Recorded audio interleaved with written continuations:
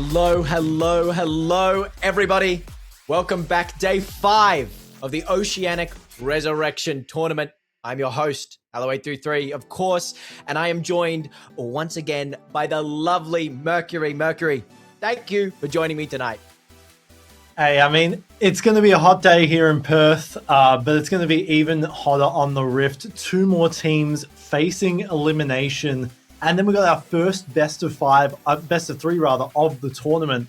I can't be more excited to be here. Oh my God, it is going to be some good games tonight. Just a reminder for everyone of the tournament structure, if you don't know. Tour, 14-team, double Fearless elimination bracket. We've got our first best of 3 that's happening tonight. First, we'll get through 2 best of 1s, which will be eliminations for 2 teams. We'll be out of the tournament tonight. I'd like to remind everyone, of course, about our lovely, generous sponsor, though, Logitech G, who is supplying each and every main roster member of the winning team a Red Pro X Superlight 2 SE. The Pro X Superlight 2 SE is an iconic 60G pro gaming mouse designed with the world's top players and engineered to win. Our lovely team member Viela has those with her and is ready to send them off to the winners when they're ready. As well as the prize for the winning team members, Logitech G is also giving away a white Pro X TKL Rapid keyboard to the person with the highest pick'em score. Thank you, Logitech. And we can also take a look at the current prize pool distribution, which is currently sitting at $2,420. We've gone up by $4 thanks to a very kind member. You can get a cheeseburger. That's a lot of cheeseburgers you can buy with that one. Any donations, of course, will be added onto this amount right up into the grand finales on the 21st. Now, Mercury, let's take a look of today's lineup of matches because these are gonna be good. Look at these names. Look at these names. I mean, it's crazy, right? Even in our first match, Final Gen versus Variety Bucket, one of these teams is going to go home, right? You got Fido going up against Sile. I mean, their rosters are stacked here in this lower bracket. You got the likes of Toppy, you got Erdogan. You've seen these names. You've seen how well they can perform earlier in this tournament. And now head-to-head fighting for elimination. To stay alive in this tournament, everything's on the line. It seems crazy to me that you can list such big names off and then after say the fact that they can be out of the tournament. This is the elimination for them. They really have to put everything they've got into these games. And then, of course, after those 2 massive games, we have the first best of 3 of the tournament, Summoner's Savings versus Fat Pizza, Team Why Not versus Team Pradith. I mean, that is going to be the first game that we actually do see as well.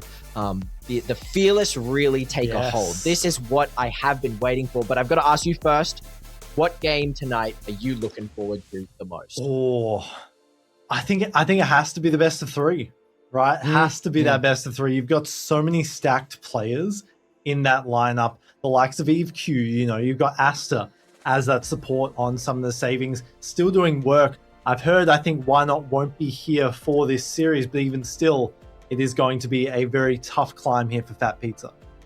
It's gonna certainly do a bit of a wrench in the works, as I do believe, I've received information that potentially Why Not won't be able to make it. But this will be where Summoner's Savings come to life, prove out that training, prove out those coaching lessons, and see if they can hold their own against a team which does have that captain there. But that captain, Pradith, we've seen him perform crazily. The other night, I thought he was scripting. I thought he was scripting by his movement. The micro, his Lucian. I gotta take a moment to talk about his Lucian. That's on the ban list for sure. Do not let that through. That is not getting let through. Not a chance. But speaking of bans, Fearless. So we will be getting the first impacts of Fearless. If you don't understand how Fearless works, once the champion has been picked in that first game, it cannot be played in any future games. Now, both teams don't have any extra tier 4 players, so you're not going to have any extra bans, but you're still going to be cutting champions out. You're going to have to very carefully choose who you want to play, choose when you want to play it, because you might need a champion in game 1, but then you don't have it for game 2 or 3. So it's a real matter of comfort picks. It's a true test of a champion champions pool, really, how much knowledge they have. Yeah, and especially with the sort of focused bans that we've seen early on, some of these champion pools are going to be really constrained. They're going to have to dig deep into their pockets to find picks that'll be able to take over the games, whether it's the Mbessa, right? We've heard rumors of different flex picks coming out. We won't spoil anything in case the players are in chat, but we've heard some rumors, and maybe they'll have to reach for these if they want to have a chance in the rest of this series. Absolutely. And while we do have that best of 3, let's focus on a very important game right now. Final Gen versus Variety Bucket. I mean, these names. One of them is going home. Oh, one of them is going home. This will be potentially the absolute final game for them for the Oceanic Resurrection tournament. Can we get a prediction from you, Mercury? Or at least who do you want to see perform? I know that's such a tough decision. It's like picking your favorite child, you know. But everyone has one. I'm going to say Final Gen. Oh! You've just gone and picked it. Really, Styled who's calling out. Yeah. I mean, Styled's calling. I mean, you've seen Erdogan. I have. In more ways than one, I've seen such good performances. Variety Bucket, you saw the other night, I love Incept's, Morgana, counterpick Mel. Finally, the game last night was the first time a Mel has lost, and it was into Incept. And I'm wondering if we might get a situation like that again. I had some information given to me from some Variety Bucket players, and their strategies and of course I won't leak anything, but their strategies are so refined. They have plans in place for every situation. And we did see Daisy do so well. We saw them pick up that pentakill on the Jinx, and it was just so clean. One of the first pentakills of Tour. SK Knight, I don't believe we'll be getting his Mordekaiser. I really don't think Final Gen will be letting that through. No, I imagine that's going to be banned at every step of the way. And so the question really is Fido. I don't know if you were aware, but Fido played a very interesting game on Wednesday, which was he played J4 with a Zhonya's. Which I just think is he went Zhonya's second, which you never see. We're going back to old school. That's like 2020 style. AP Jarvan, and then the crazy thing is he made it work. So you could it's a blast from the past. Yeah, but I'm wondering, I couldn't ascertain the information or figure out why that strategy was decided on and picked, but it worked. So I'm wondering if we get some interesting builds and some interesting game parts again, really. But what champions are you looking out for on both of these teams to either be banned away or that we're definitely going to see? I think with Fido, his best champions are those go in and skirmish, conqueror champions, the Nocturne, the Stylus, the Jarvan. I mean, we've even seen, I'm not sure if it was Fido, it was a week ago now, but someone did pick up that Nocturne and it looked pretty good in that game. Did. So it really did. To see if that will be the play. Probably going to be the focus of the bans, if I had to guess. But I'm expecting to see one of those conqueror champions from Fido. I mean, the Xin Zhao has played such a strong role in this tournament. Has been very pick or ban, and for good reason. Because if a player so experienced such as Fido is allowed to get on it, he can just steamroll the game and get what lane he needs to get ahead. And then I'm thinking there, Incept's taken a bit of more of a supportive role, even locking in a Morgana pick. It's you take a step back, you understand how the team has been thought about, how it wants to play, but it hasn't been good for my pick'ems. I have Incept every night that Incept plays, I have him as best KDA in my pick'ems, and so I'm hoping for tonight we get I'm hoping that we get a Cassiopeia. I'm hoping that we maybe get an Anivia, something that can pick up some kills and really skyrocket that kill level. I mean, someone that I'm looking at for kills has to be Erdogan, right? The assassin champion pool is going crazy at the moment, right? Yeah. The Rengar, the Talon, so many options, just especially in that best of one, it's so volatile. If you could get that assassin, if you can get those early kills, that might be the game. And that's what we've seen throughout this tournament and specifically in the game with Nox's team. The first couple minutes of the game can decide everything, can really decide everything. And we saw they stopped his camp clears, so he had to clear topside, and that just sort of spiraled and turned into such a disastrous game for the side of Nox's team. And I think everyone watching on that day bore witness and realized just how strong it is to throw a wrench in one of these junglers' plans, because the moment that you get them off the camp, the moment that they get them off the schedule and the path that they're on, I was speaking to Porin, who's a very good jungler, about this. It can really just detrimentally impact a team's tempo, and tempo has been everything in these games. It truly has. I mean, besides that one game that we cast where there was like almost no action in the early game, it has been non-stop fighting. Each of these teams just saying, look, this is what I'm capable of. What are you able to do? Yeah, and it's funny because Caster's Curse, truly, we had those games. It's happened a lot. It has happened a lot. And literally, we had those games which were so slow. And you and me were saying, man, it's a peaceful game. Not much is going on. Wednesday, we're having 22, 23-minute games. Baron isn't even spawned yet, and these games are ending. I mean, I just find that completely absurd. And I'm wondering if we're going to get similar situations tonight. If a snowball can happen and just completely take over. I do hope, at least in the elimination games, that it is close. Right? We've seen so much from these teams before, and I just don't want to see them go out with a whimper as opposed to a bang, you know?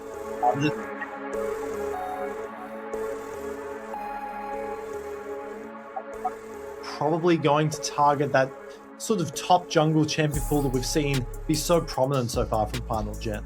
Yeah, when you've been seeing Toppy's performances, if I was on Team Variety Bucket, I really would want to cut out some of these champions. The fact that the AP Jax, while that game didn't go exactly to plan, the AP Jax is such a crazy pocket pick to pull out and honestly make work to some extent. Yeah. And look at that, an assassin ban. You know who that's for? Yeah, you don't want to leave that talent up for Erdogan. That is a death sentence immediately here. As on the other side, it will be that Cassiopeia away from Incept, so taking away that sort of control artillery mage style from Incept that we've seen so much of. Yeah, it's a shame he's not going to be, I believe he might be relegated to a defensive duty now. As look, there it is, the Xin Zhao ban, just as we talked about, it is not going to be allowed to be played in this game at least. Yeah, we'll have to see where this second ban goes here for Final Gen. If they continue towards that, just going to take away the Mordekaiser. That's well going up against Cannot let SK Knight on that Mordekaiser. It's too risky. Still has that Yorick in the back pocket. Oh, and I would love to see that. I would absolutely love to see that. I think this third ban is very crucial for both teams. Wow, a Vladimir ban. Toppy's Vladimir. Yes, I've seen Toppy's Vlad before, and it's been a bit scary. Yes, Vladimir's a strange champion, a difficult one to make work in a sort of comp where everyone has so much communications, they can work around that pool. And we're going to be banning out Anivia as well. Interestingly enough, a hard counter to Vladimir. No one's able to play either one. Incept is going to have to go on these backrunner picks that he's been practicing as we get a Silas. First pick lock-in. Definitely scared about that one not making it through the rest of the draft, probably going towards Phyto in the jungle, but definitely has some flex potential towards mid if they so choose. Wukong Orianna, a very strong mid jungle duo to counter though. Yeah, I think Silas is such an interesting pick to take first because it warps what the enemy team has to pick in terms of ultimates. You know, they've got to have to think through every one, and they certainly can't give him an Alistar or anything now. Yeah, there is so much spatial control here for Final Gen. It's going to be very interesting to see how things go. Pantheon. I love a Panth. In here. Love a Panth. That could be, could be a bit of a flex at this point. Oh, hang on. SK Knight's Renekton.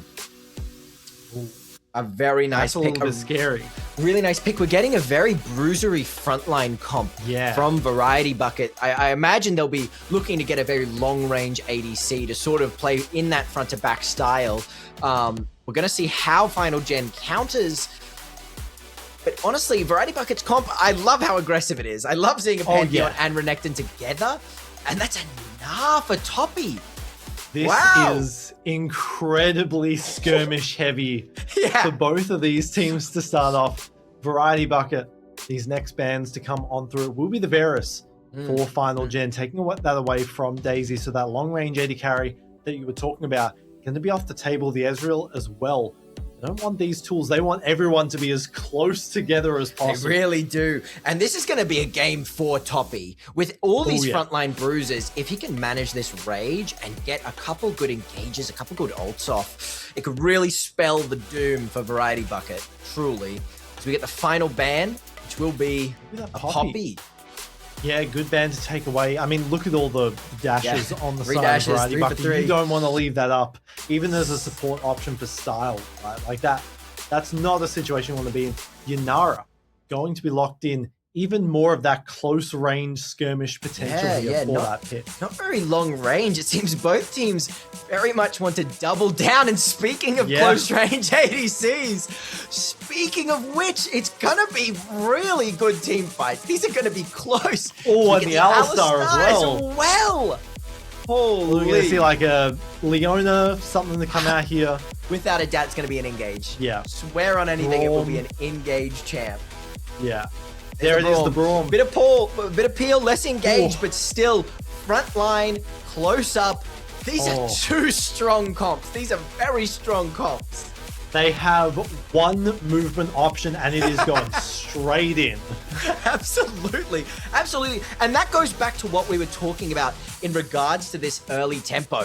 Whoever gets ahead, they are going to be able to deathball, steamroll, and take over. And I'm liking Variety Bucket's early game. I really am. Stylus Renekton. Pantheon mid. Oh, Incept's Pantheon mid. See, I had that completely swapped around the other way. Now, into the Orianna, it's tough. It could be a really tough matchup. Yeah, I mean, it all depends on if you can close that range, if you can land that W, the Empowered, get all of those stacks and then just stab through. That's probably like 30% of this Orianna's health bar, really. Yeah, and take a look at this as we get into game. He's chosen, Incept's actually chosen to go the Doran's Blade first. A very greedy item. No Doran's Shield.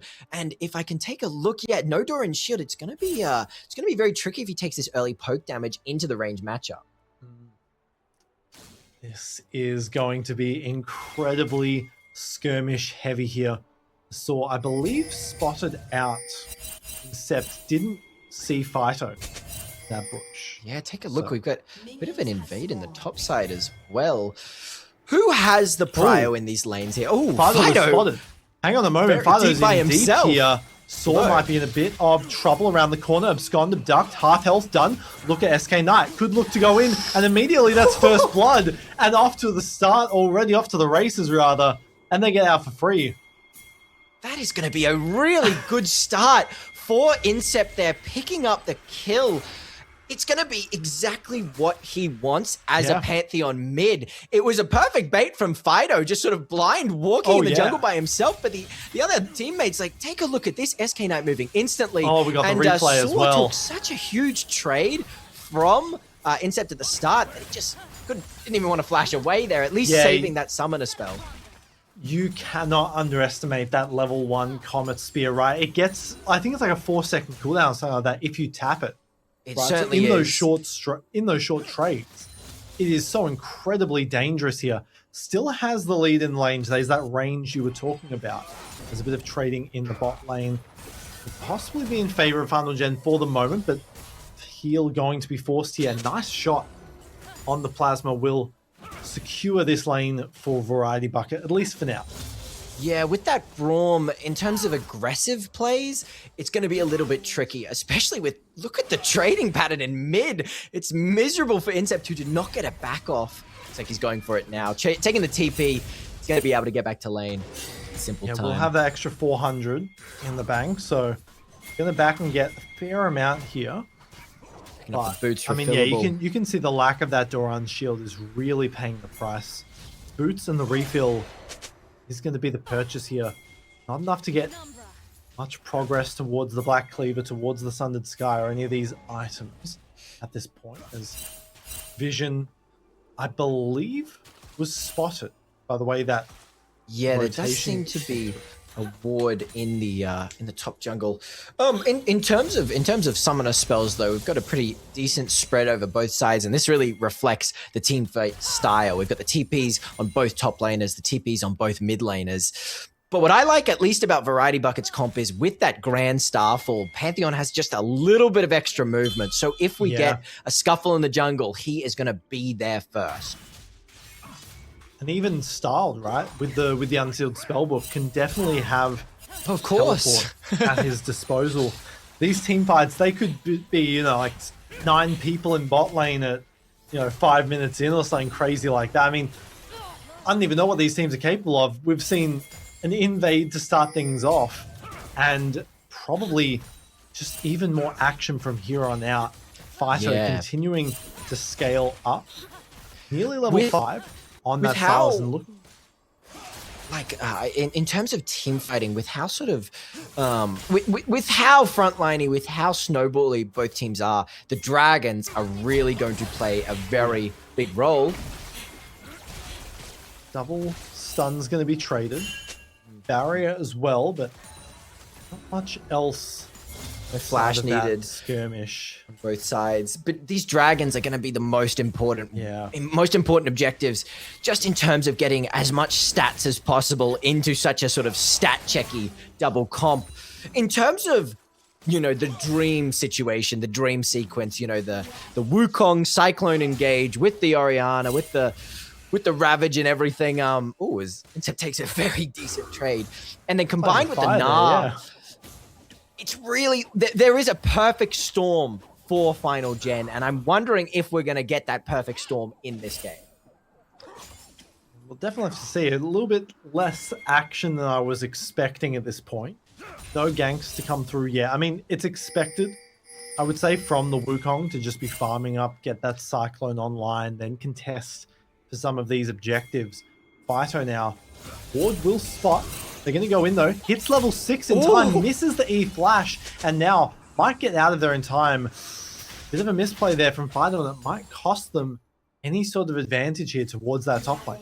A really unlucky bit of micro there, and as that Gnar hit 6 and is forced to flash, Toppy certainly could have fought that just due to that slight error in regards to the flash E. Very unfortunate indeed.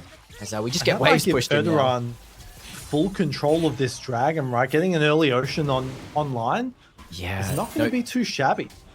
Certainly going to aid this sort of tanky front line, and Phyto no flash for the next 5 minutes is really going to make Erdogan just have complete control over a majority of these objectives. No chance that they will contest this, so just back to the status quo, back to farming out here, getting those ultimates online. As the Drake will be picked up and one step closer to maybe getting these feats of war here for Final Gen. Yeah, those boots, those upgraded boots will also make a difference, as movement speed for Variety Bucket seems to be a lot more useful than it is for Final Gen. Of course, move speed is one of the best stats in the game, but with such a comp that relies around dodging the full combo of Final Gen, Variety Bucket really needs to be on the ball and to be able to dodge these key abilities. Yeah, good fight here. SK Knight, that's a level 6. Silas on the way, has the hijack available. He's going to take it, so they could look for something, but you can immediately see those pings to come out. TP up from Sora as well, so recognize that, and probably they're not going to go for it. Just going to clear things out here. Pop the Dominus. They're going to go for the dive. Do they have the position to work with? Possibly into the wall. Cyclone come on through. Big chunk of damage. They have the kill. Fido picks up that one. Looking for potentially more. But Erdogan forced to flee for the hills. Incept half health. Forced up. Saw might have the angle to work with. Phyto incredibly low. Shockwave, where's the angle to come on through? Flash stun. Not gonna land anything. The shield does so much damage. 2-man Shockwave, and the kill is traded on back. Do they have enough to get out of this? That's a 3rd kill going over, so they will claim the feat of warfare, but the extended fight goes in favor of Final Gen, and it might not even be over just yet. Phyto, what can you do in this situation? Maybe get out, but the Raptors will take you down. It's a rumble in the jungle, and the kills will be equalized. Variety Bucket taken down by their own logo there as the chickens take out Fido's life. It was a really decent little dive and catching out the Wukong as well, forcing him to ult, at least defensively, was very good, but the collapse from Final Gen coming through really, really effectively. Too much damage. Incept had taken a little bit too much damage in this laning phase due to the range melee difference. So as he Grand Starfall top, as he came top, he was only half health and he couldn't afford to fight such an extended team fight in the top jungle. And that bone plating as well from Sword just mitigated so much damage from that jump. I mean, we saw just then how brutal this lane is for the Pantheon early on, right? Doesn't even have anything close to an item online. And the phase rush, just the movement speed to get out of harm's way is so incredibly powerful in this matchup. As Void Grubs, all three of them going to be picked up here for Final Gen. One objective away from securing that as Fido is pinging to go in both those supports, like Ships in the Night. Okay, gets it with the smite at the very least. Now over the wall. Fido just says a little bit of a how do you do and steals away the ult. Flash in, looking for it. Nice flash from Style. They'll get out to safety for the moment. 3 there. Recognizing Shockwave available. Not going to go for any more action there. Gold lead, still 500 in favor of Variety Bucket. Yeah, in terms of action, it's been decently low. We can take a look at the gold differences here, which are very equal over the map. It really is incredibly equal on pretty much both sides here, which I think is in more favor to Final Gen's comp. I think Final Gen has the better scaling, has the final late game comp, and even with the Silas being able to steal some of these more important ults, this Gnar ult, Braum ult and stuff like that. I do think in terms of a longer game, that's what Final Gen is looking for. And it's not ideally going in the way of Variety Bucket with these early objectives taken away. SK Knight forced to flash. Forced to flash, yeah. Away from that Glacial Fissure, didn't really want that smoke, and now River Control going to be conceded on over. As we head towards this next Drake in 45 seconds, probably can be firmly in control of Final Gen here. It truly hasn't been a bot lane game. There hasn't really been anything going on in bot lane. And in terms of prio, Erdogan has pretty much had that bot scuttle for a majority of the game. It really, it hasn't wanted to be contested by Fido, and Fido has specifically chosen never to contest it. So it's interesting to see if these plays topside will work out for them. Both bot lanes just allowed to scale pretty freely, all things considered. TP's on the way for both of our top laners as Fido and Erdogan, a little bit of a skirmish for the moment. Lands the plasma and the killer instinct might just find him. Erdogan is caught out of position. The kill immediately traded on over. They have control of the objective a little bit for at least now. Yeah, beautiful Comet Spear and Grand Starfall from Incept. Not even losing a wave for his troubles. The mobility of Pantheon mid coming into play. That's definitely been planned because Orianna just has no way that she can follow a roam such as that, and seemingly not enough wave clear to even make him lose a little bit of CS for his sacrifice, as they will go contesting each other here. No chance of a steal on that objective as Incept just continuing to try and make this trade, but with the items you've got a tunneler, and that's basically it. It's, thrift store components at this moment. Finally has the Sun of the Sky on board, so maybe can do something, but even then it's going to be a rough time fighting this Orianna. It's interesting to see the thought process behind the Doran's Blade on Incept, because I've just noticed, honestly, he's taken this Conqueror, which is rare for taking Doran's Blade as well, because if you're looking for, like Electrocute, you could go Electrocute and go PTA, and so I'm sort of I'm going to question what his aim for this early game has been. And it's worked out for him. And as he gets into these team fights, it will be a lot better. Having that Conqueror is really good for extended team fights, but it certainly has made, this early laning phase a bit of a trouble for him, as we did see him come half health in that top team fight, leading to Variety Buckets down. But they have sort of recaptured the gold lead, sitting at 1k for them. Hulls close to completion for both of these 80 carries, just trying to stack them up as much as possible. Both have the Kraken Slayer online. We've got a minute 50 until that Rift Herald, so going to see a big fight around it for sure.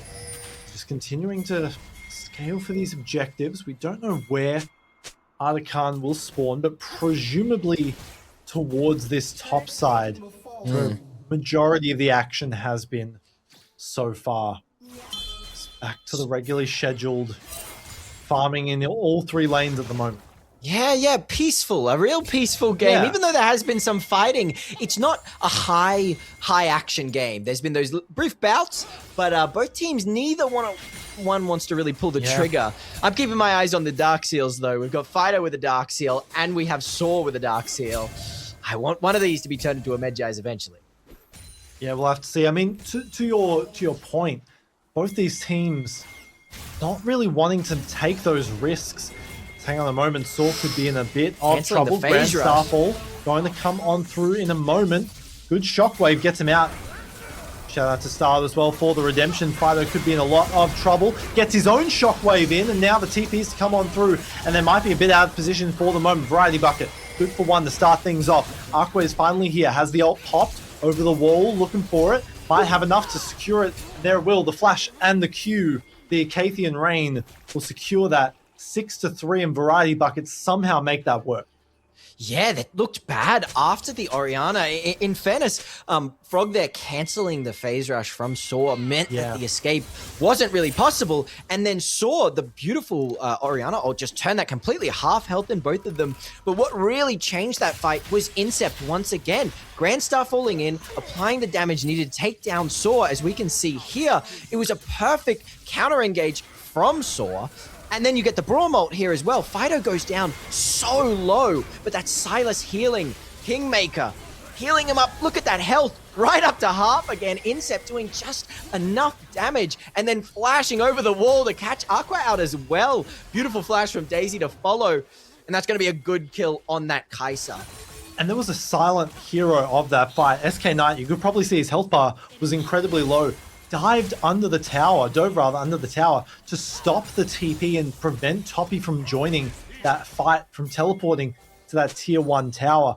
That could have been disastrous for Variety Bucket if it went off. So quick shout out to him for that play. I didn't even pick that up. That's great vision. A Gnar ult at that time would have been disastrous. That truly would have spelt a bad ending. But take a look. What I'm keeping track of, those Darksteel stacks all gone from Saw now, as Fido picks up his second.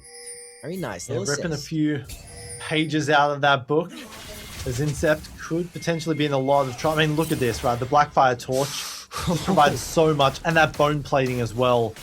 Saw about half health. Could they choose to dive this? They is really the question. could. Now, Cyclone Incept available. just used his E. They can That's absolutely go for this, cooldown. Has the ultimate going to use it, and immediately, they're just going to run him down. Give the kill on over the shutdown. 529. Erdogan says thank you very much. They'll get the Herald mid at the very least, so trying to push for this tower, but it won't be the first. First tower. First going down towards that bot lane, So now it's all going to come down to these objectives. Chemtech up in 5. This tower's not being taken easily, though. Yeah, you'd think probably that you'd use that Rift Herald to pressure mid while you go for the objective. Flash on in, gets the pulverize back, the insect, and it works out this time around. Aqua gonna fall on down. That might be the lead they're looking for. No Cyclone here for the Wukong, but they're still gonna push on in. Frog falls, Dominus propped, and now they're running for the hills. Grand Starfall, but you're a bit too far in. Hang on a moment, Incept. This is maybe not where you want to be. Chain CC'd into oblivion. And there's the double kill for the mid laner. Those stacks are coming right back up, baby. We've seen a couple Grand Starfalls cause the demise of the tempo of the team, and it was unlucky from Incept, who had such a good flank. But that Gnar, Toppy managing his rage bar so perfectly to have a full rage stacked and ready to just bring that Pantheon wherever he so decided. Feats of strength going over. Look at the damage from Saw here as well. The moment he comes into this fight, half healthing pretty much all of them, and just turning what looked at the start to be a nice little catch out into a true disaster. And yeah, you can see that Incept had already planned out the ultimate and couldn't go back from it at the end of it all. Double kill going over to this Orianna. That's exactly where you don't want the gold to be. Like you mentioned, feats of strength have been completed. So they will have those empowered boots available. That's going to make this Orianna incredibly, I mean, even more scary, especially against a team that doesn't really build a whole lot of magic resistance. Yeah, and something I am loving from Saw is this more aggressive build, as styled already on half health here. Could be potentially caught out over the wall. Fido, maybe this isn't where you want to be exactly. The stun to come on through. Redemption gets him out to safety. And the shockwave going to be flashed for the moment. Cyclone will end up securing the kill. Saw is on a killing spree. Might give another one over. And that's a fully stacked Dark Seal immediately. Another double kill on the board for this Orianna.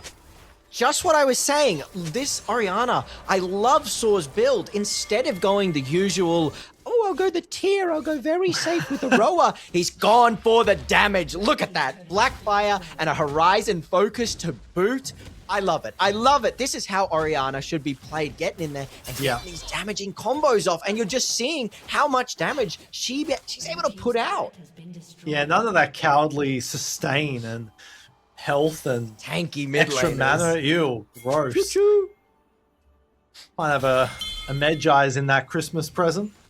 I'm waiting for Saw. We'll have to see.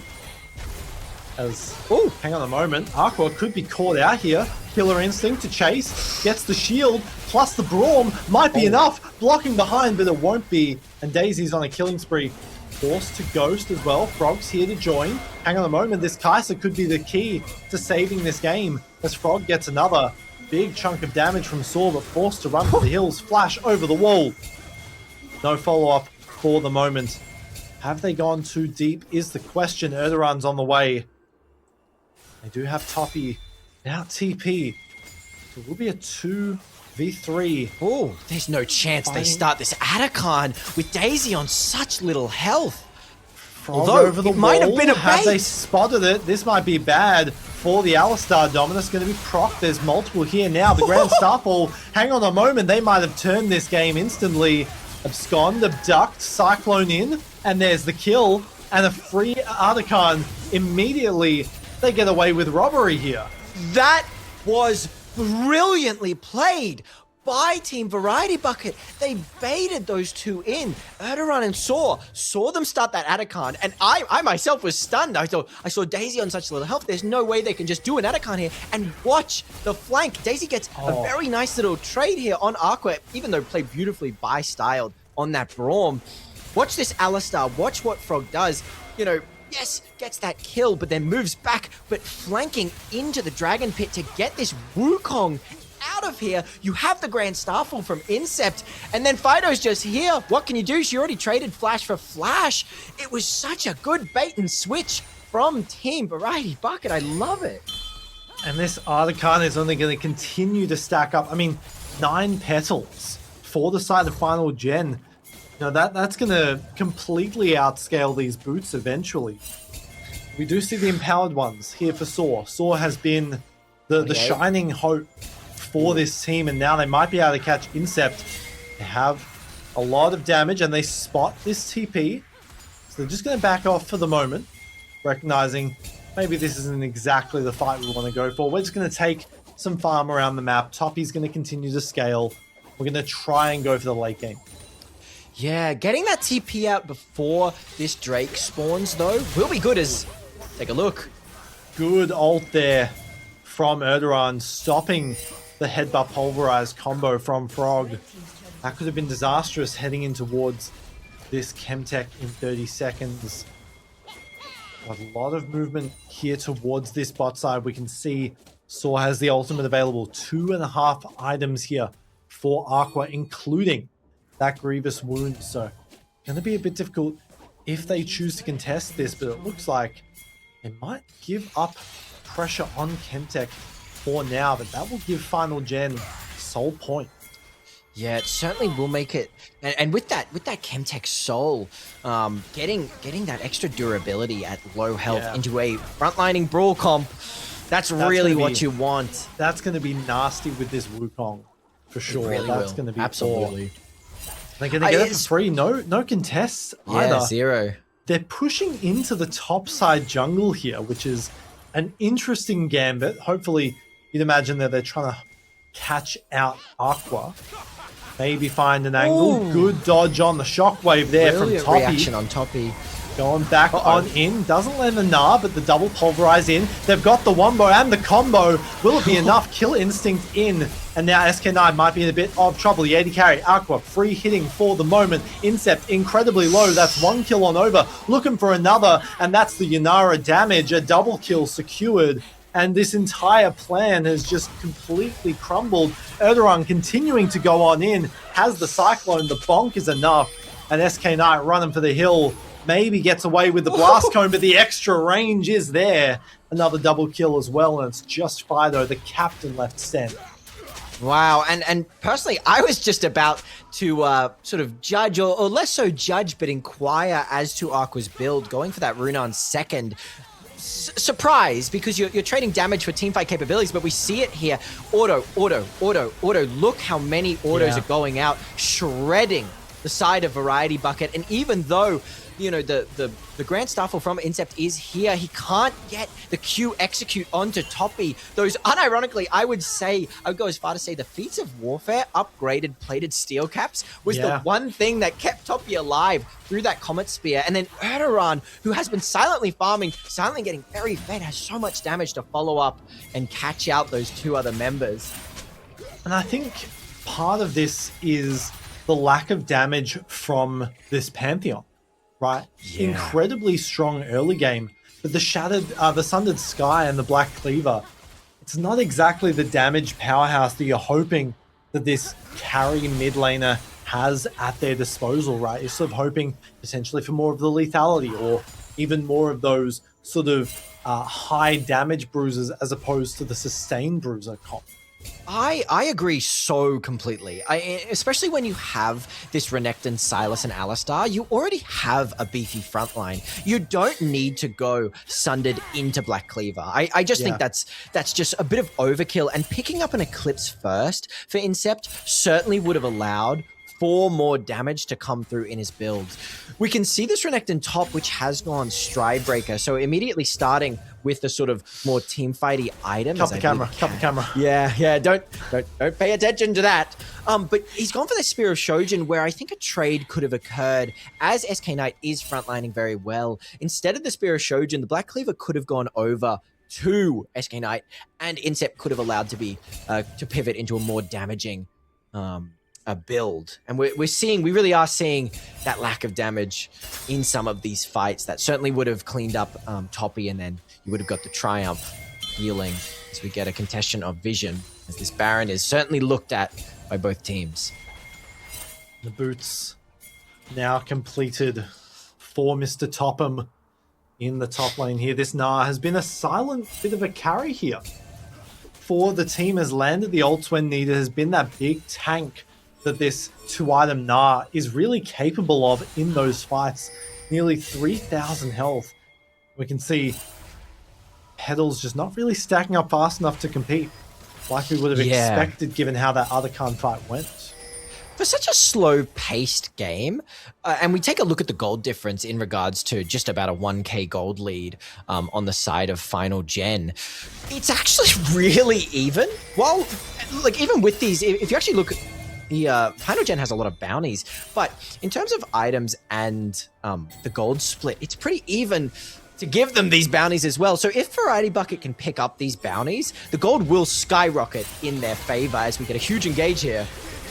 Going on in, Fido, a bit caught out for the moment. The Grand Starfall rather, not in the position that they're looking for. Flash over the wall, looking for an angle, 3-man shockwave, and that might be the damage they're looking for. Looking at the fight, how does the rest of it go? They just don't have the damage to take them all down. Look at the health bars, they're so low, but it's just Daisy left standing, and they're going to rush right towards that Baron. Yeah, I mean, what Daisy wants to do is Killer Instinct in, but look at the defensive tools, and now the Zhonya's might have enough, but it won't be. And that's the damage difference. That's the Shattered Arm Guard there for you. That Orianna would not be doing that with a Roa and a Seraph, so I'll tell you that right now. I mean, that entire fight, right? That shockwave holding onto it for the perfect moment there. Shout out to Saw for that. You know, it takes a lot of discipline to not use the ult early there and look for the anglers instantly into this replay. Good block there on the kill instinct from that cycler, and then just instantly lines him up, takes him down. And only one traded in turn. That's Aqua falling. I have a big gold lead here, 3k just about, going in towards this Baron. It's about 5k now. Soul. And they're going for Soul as well. They want all of these buffs. No vision in the pit thanks to the empowered he's gonna go Scuttle for it. looking for it. Oh, it doesn't manage to get the steal. I mean, you got to go for the attempt, but it's not going to work out this time around. Chemtech Soul completed, and this team is off to the races. Yeah, certainly online. Them being online is an understatement. Ooh. A flashing from Edoran. It's going to flash for it. Don't know if that's entirely worth it, but just flexing, I guess. Is they going to push towards They mid? can afford to. They truly they can. afford to. This Baron, the siege, the deep push on the side of Variety Bucket is very limited. There's nothing really that they can do to actually get onto these minions, which is going to make this siege so strong. And look at how they just shred through it. Redemption healing up everyone as well from those minor tower shots they took. They are taking everything here at their disposal. They've got the vision coming in as well. Shockwave going to land. Incept incredibly low, and Frog immediately sent right back into the team. Isn't going to last long. 29 minutes, and we may not get many more. There's another inhibitor will fall on down. They're going to look for the end here. Fido chunked a big amount. No ults available just yet from Final Gen. First tower Gone. going to be destroyed. They're looking for another. Dominus doesn't have any room to work with just yet. Looking to flash on in, might be able to have the angle. Nah, back into the team. Fido might have saved them, but how long will it go? Lands the Q. That's the stun on towards Daisy. The double Zonyas and the stun to come on through again. It's just up to Toppy. Can they secure it? That's a double kill for the Nah. Has a third, but it's just Frog left standing for the moment. Incept on the way, so no end just yet. Not Variety on my Bucket, hold watch, on. says Yeah. Fido. Not on my watch. I will fight tooth, nail, and chain. What a beautiful, an absolutely beautiful stolen Gnarl, hitting 4 members, as we can see here. Look at that. That gave me Faker flashbacks right there. That was, he knew there was a way back into this game, and that certainly was, as we also have to account a lot of shutdowns going over onto the side of Variety Bucket. Yes, they're down Nexus turrets. Yes, they're down inhibs, but they did just get a nice influx of gold. Still a big gold lead, but it certainly is something. It's certainly something. To look at. We've got this, and I just wanted to pay quick attention to Silas doing so as well. We did see a lot of damage, but with that, I personally can't understand it. We've got that Bloodletter's Curse on the Silas here. I'm not certain. With the lack of AP damage, yes, you have this Kai'Sa, but that's your only other AP damage. And choosing to not go for a more aggressive approach on the Silas certainly has played a role, as we sort of mirror that with this Pantheon mid lane.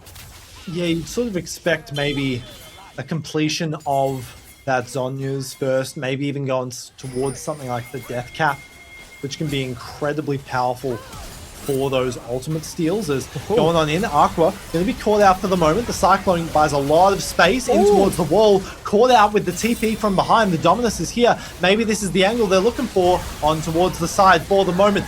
Killer Instinct lands the angle, the double kill for SK Knight, and now it's just 2 left standing. Somehow the fight goes in Final Gen's favor. For the moment, they're forced to run for the hills.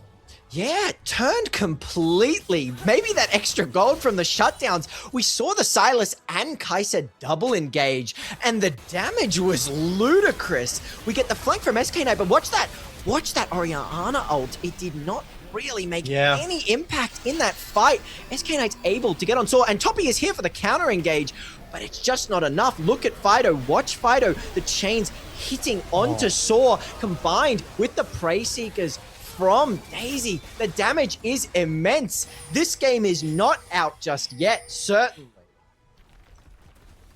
Both these teams, it's a bloodbath. No one wants to go home today. And it's showing 46 kills in 33 minutes. Gold is only down to that 5k lead at the moment. Still a long way to surmount though. A minute and a half left until that Elder Dragon. A minute for Baron. So a few objectives up and on the way. Frog might be caught out at the moment here. This could be disastrous. Glacial Fissure prevents anything from going on in. And they're just going to get this kill for free. And pretty disastrous positioning here from the support. That's really unfortunate. In terms of the fact as well, I think it became known Incept did TP behind and he has nothing to run away with. He's got the GA, and take a look at Final Gen. No one is helping Incept. No one wants to even try. They want to trade for this mid tower. It's going to fall very quick. I thought maybe with the Guardian Angel he would last a little bit, but look at that damage. It's crazy.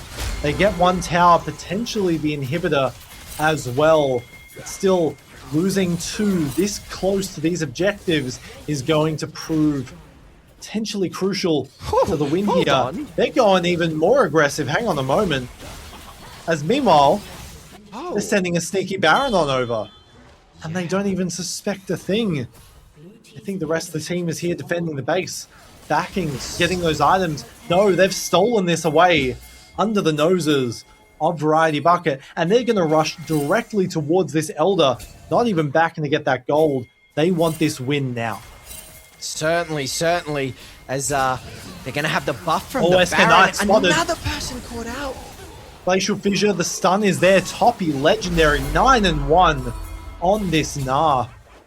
Has had a sleeper game. It's popped off so far. Frog doesn't have the spell, but no smite available. Fido over the wall, has to try and steal this. Can he do it? 4k on the board, looking for the angle, and he finds it. The steal is there, falls for it at the very least. But the steal could be the thing that keeps them in this tournament. Daisy having access to this Elder. Toppy wants the flash, something. The slow reaction. Frog is going to be caught out for the moment. Incept on the way. But it's just the two of them left standing. 20 seconds on SK Knight. Can they hold? What Grand is this? Starfall. He's trying to clear the wave. He's trying to stop any Baron involvement in this approach. But the buff is going to come in soon. You got to imagine. It's going to empower them for a little bit. Incept might have saved it there. And this is just our first game of the night. This is crazy, Daisy what happened goes here? forward there, looks for one, maybe finds another, doesn't have the damage just yet, but look at Incept's positioning. Comet Spear over the wall, lands the stun, but no execute on SK Knight. It will be Aqua falling on down. What is going on, Hallow? This is absurd.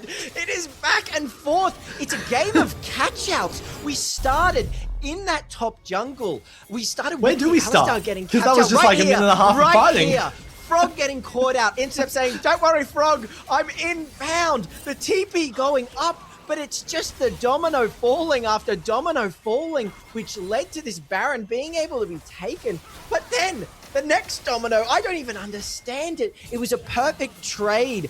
SK Knight next domino, of course, getting caught out as well. 1, 2, 3 members of Team Variety Bucket. But Fido, I'm not done yet. I will fight, and I will fight. I'll take the Elder. Frog caught out again. It is another domino falling, but that's not all, because look, Daisy was caught out as well. The Elder going down on that Kai'Sa, but take a look, it's still too greedy, as on the other side, Aqua will be caught out.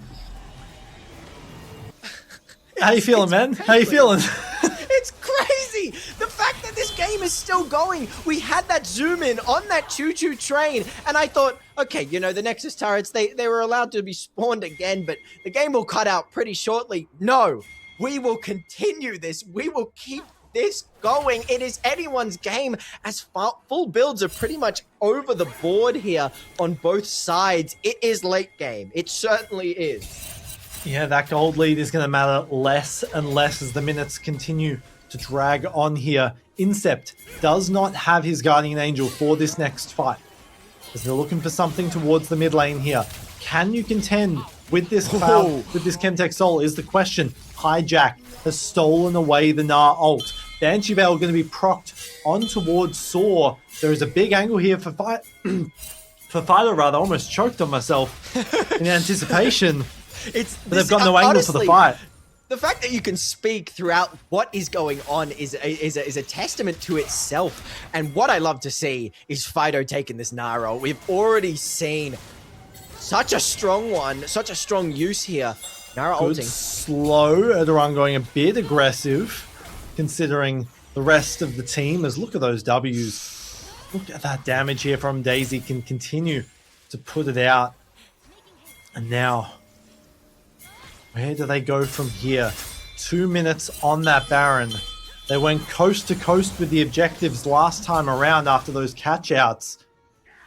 Now with the mid-control, the Variety Bucket has at their disposal. They can definitely threaten in a lot of ways. They certainly can. And with Aqua early using of that ult, they get a lot of prio, and they're able to take these towers, these side towers now, as the smart play for Final Gen is to just wait. We need everything. We need all our resources available because one team fight decides the game at this late stage, a 40-minute banger of a game. And now that this Silas is late game, that ult has like an 8-second cooldown, right? You can steal, you can steal multiple ults in a fight. So definitely keep an eye out for Fido coming up here. Interesting purchase here though. Aqua has that hourglass, rather the arm guard. So we'll have that one time Zhonya's going in towards the next fight. We'll have to see if they get close to upgrading on this back, but it will be upgraded in towards that Zhonya's. It's looking to get a lot of information, a lot of vision around this objective. Fido, all eyes on the captain. Can he bring back redemption for this team after what looked like a done deal? That is He's done it twice. He's done it twice. Yes. And honestly, I think if anyone was going to do it for a third time, it's going to be him. It's sort of these late games, once you hit this point, it is a vision game. The eyes, while they are on Fido, they're actually on the supports. If we can catch someone out, if there's one misstep where we have eyes where they don't. And also, another important factor is Saw, of course. With all this damage, with that Darksteel 10 stacks, oh, they're going to start. Speaking of vision, they stop it with the redemption at the very least. Can they stop Erdogan from entering in towards the pit? 3k available. They've got the Baron secured, but at the cost of the support for the moment. Grand Starfall to come on in. The Guardian Angel going to be propped. Look at the health bars for the moment. Fido has the angle to work with. Lands one. Killer Instinct over the top. Looking for another. Toppy incredibly low. Saw going to fall on down in just a moment, and this might be it.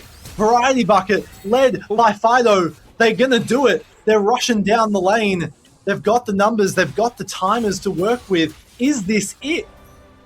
Wow. I mean, that was a crazy team fight, a beautiful distraction play. And as we talked about, that vision so important. The Baron was down to about 6k health before Final Gen even noticed or even started to walk down. And with that SK Knight, with the GA in the bush, and you had the Alistar, they couldn't get onto it, so they couldn't even contest it. But they're so tanky that they could buy the time for Insect to get in. Double TP to come on back in. Saw falls on down. It's just Toppy left standing in towards the wall, looking for the angle. The shutdown is there. The comeback is complete. And Variety Bucket, they'll stay alive in this tournament. Holy God! That is a crazy game. That is such a crazy game. We have to remember, Mercury, we have to remember the two hands. Fido has two hands. One's gripping onto the Elder and one is gripping onto the Nexus, that Gnarl to save the day. And then just turning that game around for what looked like a disaster for Variety Bucket. What a crazy game. They were on the Nexus. And then the save with the stolen Gnarl was what allowed them a few more minutes. And that's all they needed. The Elder Seal over the wall with the empowered Chemtech blast cone. I mean, you couldn't write a better. You can't write. You can't write it. It's absurd. It is absolutely proof. It is absolute proof that Fido is a good team captain. As we take a look at this fight, the perfect distraction from SK Knight and Frog here. GA getting popped, but it doesn't matter. You can buy so much time. Incept is in there with the Grand Starfall, but take a look at Fido surviving throughout a perfect look.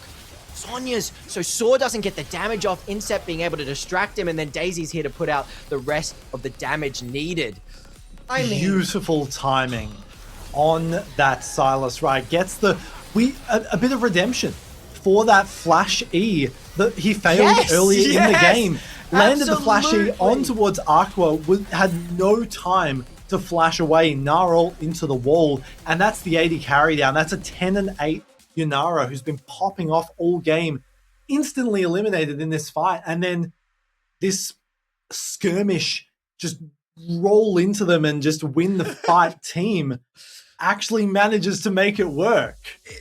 They did exactly that. They rolled into him, everyone rolled with him, and it worked so well. It was just so beautiful to see. Every Zhonya's was perfectly popped for the side of Variety Bucket. We saw split second use that Ravage, attempting to get down Fido, who was running very low on health, but the dodge, that Zhonya's to dodge it, just let that teamfight completely steamroll. And it was just a beautiful performance. We have, of course, do not forget, some lovely codes. Big thanks to Riot for them. So you're gonna want to vote for that MVP. I mean, is it a matter of question for you, Mercury? Who's the MVP on that game? I think it has to be Fido, right? I mean, Daisy and Frog had amazing moments, Incept as well. They but did. I think it has to be Fido. From minute one, right? Was the person who got that first kill for the team. Has been, the stalwart captain. Didn't, choke under the pressure of having both of your towers down. Still managed to compete even when the lights were bright. I just can't believe that was the first game. That we can get an Elder Steal. That we can get an At the Nexus twist and turn back into a game win. Do you know what they were playing for, by the way, Mercury? They were playing to stay in the tournament because Variety Bucket will stay firmly in this tournament as we say goodbye to Final Gen. And we will say goodbye to you as we take a small break. But we will see you back for the next game, which will hopefully be just as exciting. But thank you for now. We need to decompress after that. We do. I mean, God, that was crazy. That was I gotta take a drink break. I really do. Crazy, but see you soon.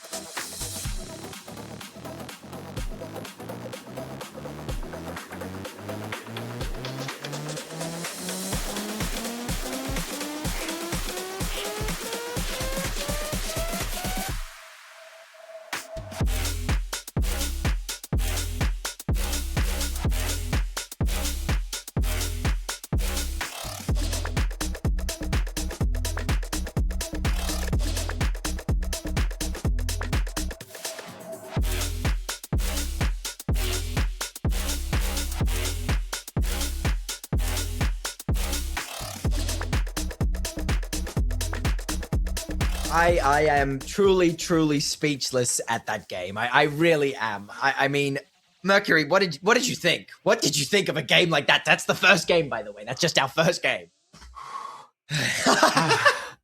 Exhausted. I know. We got three more minimum. Isn't that insane? Isn't that insane? I want to bring attention. We've got a clip here that wasn't shown, a secret clip that might have been a really big turn in this game. Mercury, break it down here. What happened? Yeah, I mean, we saw Incept stealing away that wave, preventing them from pushing on that. And then instantly we're like, okay, maybe there's a moment. And look at the obliteration of that Wukong. Almost finds two more. Almost has the damage to get two more kills, even through the barrier, even through the Zhonyas. But that was ultimately what turned that game, right? Because it allowed Incept and SK Knight to get in position to collapse on that bot laner. And then from there, I mean, they just made magic happen. And Variety Bucket, they're still in this tournament. This could be a hell of a Cinderella run. It really will. That moment in particular, being able to take down specifically those Baron buffs, getting out the way of those Baron buffs just allowed them to even out the gold even more. They still had that Elder. They still had a little piece of that Elder and just allowed for the evening out for that twist on that final Baron. Yeah. I mean, that game was crazy. I saw the MVP go to Frog there, who played beautifully. But, I mean, ignoring Fido's that steal, man. That's steal. Any of them could have been the MVP of that game. All of them had standout moments. And it's just so, I mean, the other teams today have a hell of a mountain to climb if they want to be anywhere near as hype as this first game was. And I think we're just about to head in towards that second game. But I mean, this is going to be an incredible, the further we get into this tournament, the more and more these teams just continue to show up, and it's incredible to see. It really is. It's crazy that that's just the best of one. But let us take a look at the next team for the next best of one of tonight.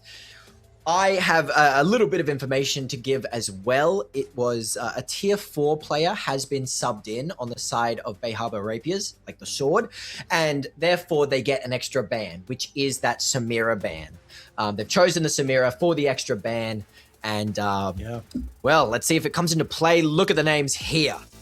I mean, it's arguably 225's best champion by far, I would say. So good job in securing that ban away. They've done a bit of their homework. So securing that is good to see. And of course, it's going to be interesting to see how they decide to play around this substitute, right? That's going to be a big part, especially in this, elimination point here. Ying coming in for Polemos. How does this team compete? We'll have to see. Yeah, it's certainly gonna make for a very interesting game to see if bringing in a tier 4 player is a big risk. It's a really big risk, especially when your team is so defined. But it's the proof. It's really the proof to see if one of these tier 4 players can perform. And if anyone can, it might just be Ying. It really might. I'm just gonna predict it now. Fiora is going to be banned. They're not going to allow the namesake of Rapier, like the sword, on the sword user of Fiora. But I'm interested to see how Refury in particular plays this game. We've seen him perform really well, and we'll see if that team can perform well in the draft, which we are getting into right now. There's that Samira ban.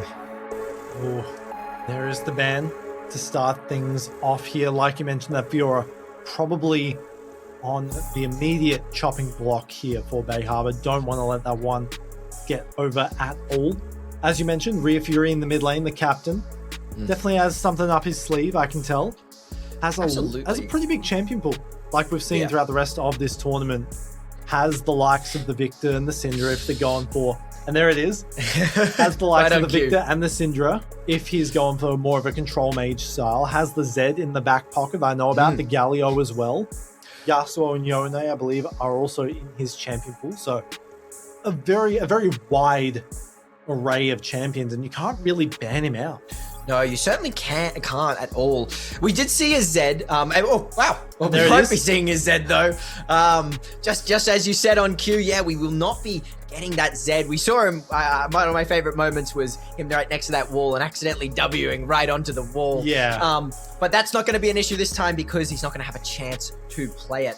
I just really love this extra ban. I love the sort of the rules of this tournament allowing for these tier 4 players to come in and make sure that we get these extra bans, because having 6 bans might make a big difference. Really might make a huge difference.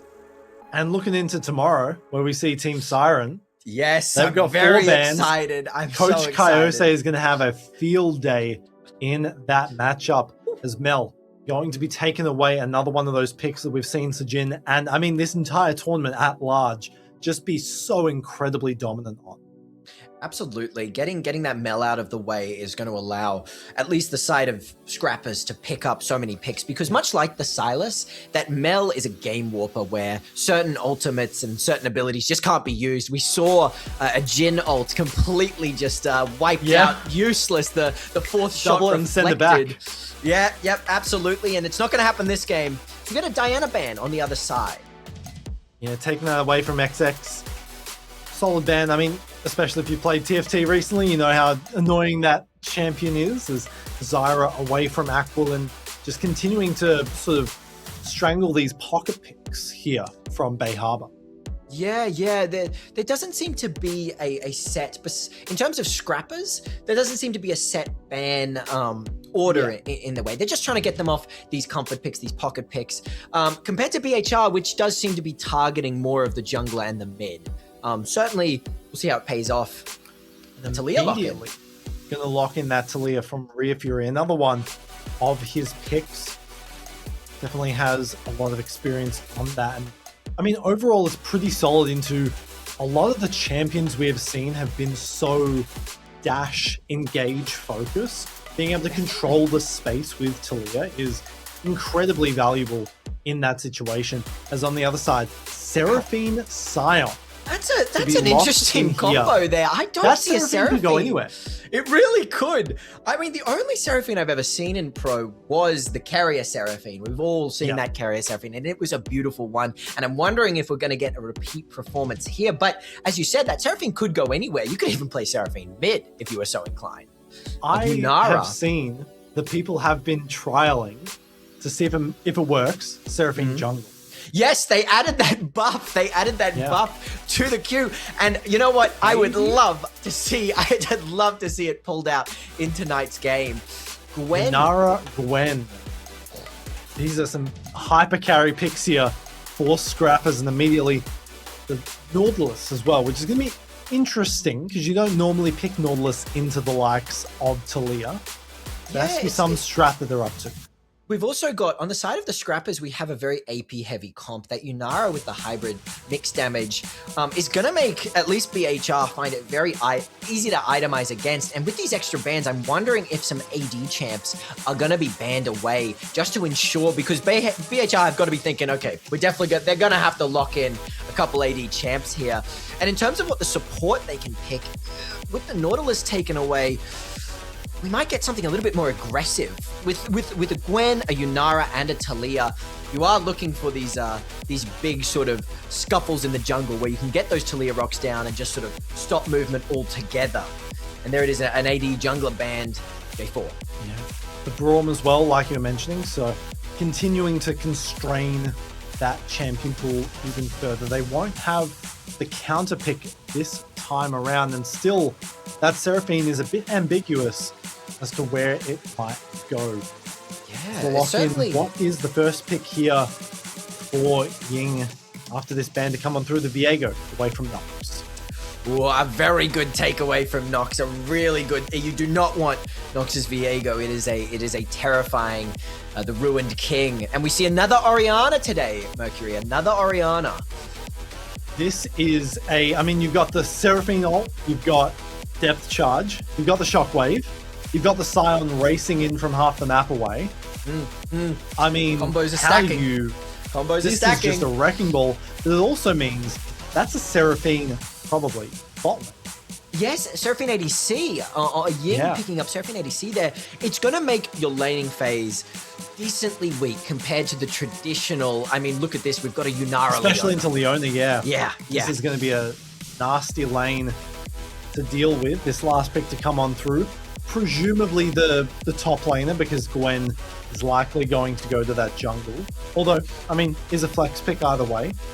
We'll have to see as they round out this comp. But it will be Belveth going in towards the jungle here. Lived will be on that Gwen. What is the final pick here? Yeah, I mean, for Bay Harbor? These are some really interesting champ picks. These are some really cool pickups here. Honestly, a Jax would fit Jax quite jungle perfectly. And I think I have seen a rapier like the swords Jax as it's a Graves. A Graves. Interesting. Okay.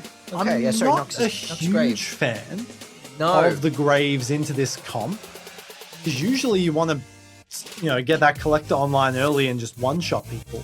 You don't really have that same capability against the Belveth, who I believe has that durability when she uses her E.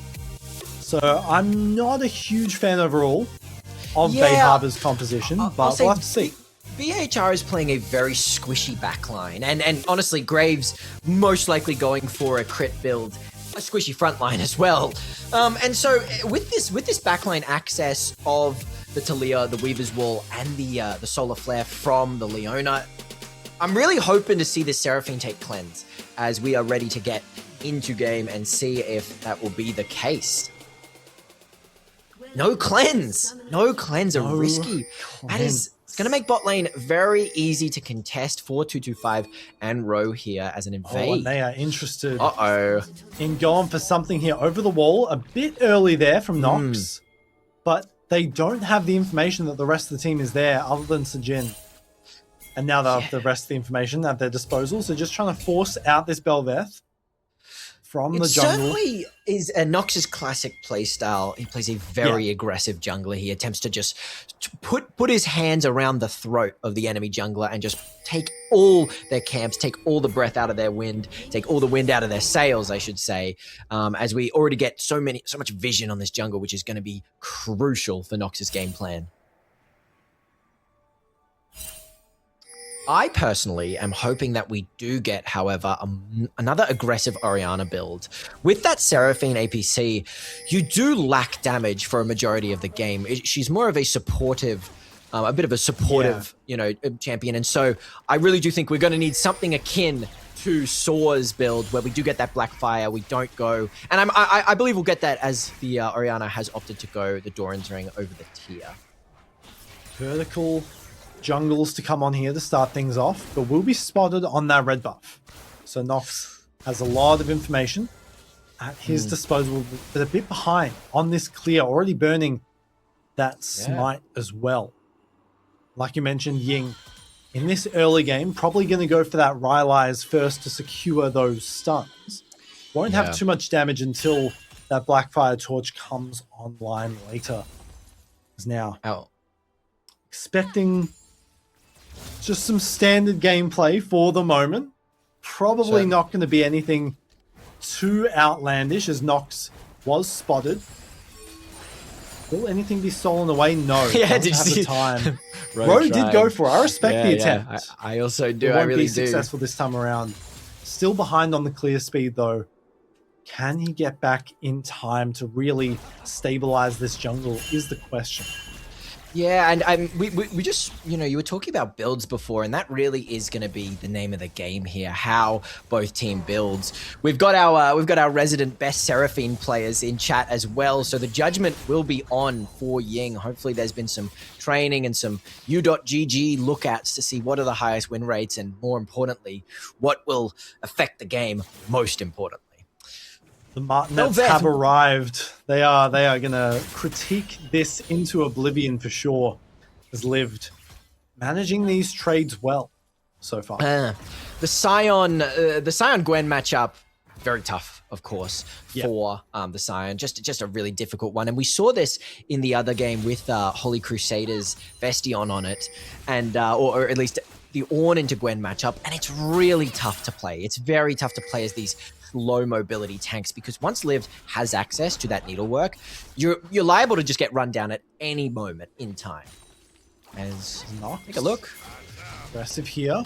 Lands the slow. Nice sidestep, but no follow-up available there. And it is the Fleet Footwork for this Graves as well. So won't have the overall burst damage of something like the Dark Harvest, but has the extended and the movement speed as well that can be quite useful. So Jean takes a big chunk of damage in towards mid. So does Ro. Not enough to secure that kill, like you're mentioning. Seraphine not necessarily adept at this early damage, so just gonna try and push things in, stabilize the CS for the moment. Rapier could be in a bit of trouble. Has no mana. Belveth on the way. Is a dive potential. That level up was pretty crucial. Yeah. So the shield if is anyone available. can do it, a Belveth can. Stops it. Burns the shield as well. Long cooldown on that shield If early. they choose to go for this dive, this next wave coming on in, looking for the angle to work with, but they don't land it in time, and that's first blood over towards Rapier, looking for a second, and the tower damage is insane early on, and that's the Baus Scion special for you, as 2 kills over towards this top laner.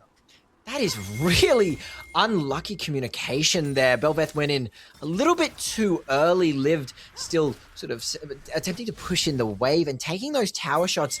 And I didn't see exactly what happened, but the use of the damage and vulnerability. Oh, and they're going even further in. Ro forced to run, try and buy some time. That's the feats of war instantly here. And now Rapier gets some proxy on the way and possibly soon as interrupts XX's clear. This is going disastrously as a 1k gold lead at 5.5 minutes. Yeah, that is... Oh, hang on a moment. More action. 225 looking for something, but the Q is there. And Ying trades things back. Proxy and a solo kill! Going successful and a solo kill as well. There's just action all over the map, I guess. Oh my god, a complete switch around to the sort of the slow pace of last game. Really unlucky dive here. This tower damage, man, you cannot disrespect that. And the Scion passive gets the wave. Yeah. Oh, Certainly this is not what you want. Not what you want. And this Seraphine bot getting ahead, that lost chapter for the first back means she's going to be able to push back these waves so quick and out roam a Yunara, which is going to be really good for Nox, able to get the prio on these dragons. And it does look like he has started it up and he wants to secure it early. Yeah, an early Mountain Drake is going to be so good for this team, especially Sajin in that mid lane. Right, Orianna really uses that well with the extra resists you get for having that ball on you. Certainly. Will be secured. Yeah, they're not going to contest it. They're not even in position to. So just going to play a little bit. Try and stabilize things, you got to imagine, because there's nothing else you can really do at the moment. Yeah. With Nox's playstyle already getting a lead this early is going to be very good for him. Look at the Belveth hovering here. Oh, hang on a moment, Sajin. Maybe not the angle you're looking for. Never mind. The alley-oop combo. Shockwave into a shotgun into the face. Double shots. That will do it. Absolutely. Kills. Now, Ro, not necessarily the angle you're looking for here. Takes a big chunk of damage. Doesn't have the ult just yet here. A lot of damage. So not gonna have too much. 225 could be in a bit of trouble. Stunned up for the moment. And yeah, why? I don't know why you're going for this fight. Aquilin lives to tell the tale. The shields are huge. The healing as well. Oh, he will trade. One is traded back at the very least, but that's a 4-kill Seraphine in the early game. This is not what you want to deal with. Weaver's Wall will come on in. Will force Nox off. So the red buff's secured at the very least, but still 15,000 gold at 8 minutes. Yeah. That's the Blackfire Torch instantly completed. And Ying is going to be a menace heading towards this top lane. I love the Blackfire Torch first. You need that mana on Seraphine to be able to match the wave clear of these ADCs, the traditional ADCs, and the damage and the shielding coming out in these team fights with this much gold on your APC carry. Look how deep they went in here. They really wanted to get Aquilin down, but he's so tanky. Not only does the Nautilus have shielding, the Seraphine has it as well. It's lucky that Ro could collect just waiting out that shielding there, doing enough damage to trade. But all these kills on Ying, oh dear. And this is a Conqueror Seraphine as well, so these extended fights are going to be even stronger. God, I don't know if that's a secret strat. If each of the like little notes counts as a different thing. If it does, that's amazing. That's I'm not sure, but it does sound strong. I want to utilize your experience in this game, Mercury, and I want you to just describe to me, because I don't know it. Bel'Veth, it's a pick that I barely see. What is it? What's its use? What's its aim? What's its goal? So normally if you pick the Bel'Veth, you want to kill the Void Grubs. There's a bit of a dive in mid. Not sure exactly how that went down, but a little bit of BM there for Rhea Fury. Yeah, as even more fighting. I won't get to tell you just yet. Dashing on in, looking for the angle. The ult's going to whiff. Pulled away by Aquilin, I think, and there's the Needles. One kill. Looking for another. Gets the reset, so going to have a lot more strength here. Underwards the tower. Gets the trade back at the very least. So it will be a double kill on over towards Lived. There's even more action. Completely interrupts our conversation, I guess. Yeah, but it was good. A beautiful little bush flank there. They didn't really have the idea that Liv was going to be just hiding in one of these bushes, waiting. And I mean, maybe that answers your question a bit. That Bel'Veth engage, the knock-up hitting Seraphine there, just completely slowing, and then you had that reset. Is that the main goal of the Bel'Veth, the sort of catch-out effect? Yeah, usually if you pick the Bel'Veth, I mean, you want to get those early stacks from the objective up. Usually that means you want to get the Rift Herald. Sorry, not the Rift Herald, the Void Grubs early. So that wasn't the case this game. Wasn't able to secure them, so not going to be in a good position because you really want that Void-empowered Coral. Because that gives you all every single minion, ally or enemy that dies near you turned into one of those little fish. Yes, that yes. Is incredibly powerful. When you stack a wave. Even diving in on some of these fights here, and especially with the extra durability, while you're altered, you get that extra damage on every auto attack that scales. That can really shred through some tanks here, especially with the Kraken Slayer, but it might not be enough for the moment because Sion is still Sion, and that's a 1v2 kill rather. Will fall for it in traders. I guess there's just solo kills happening mid all the time. I guess there's just a bunch of solo kills happening mid.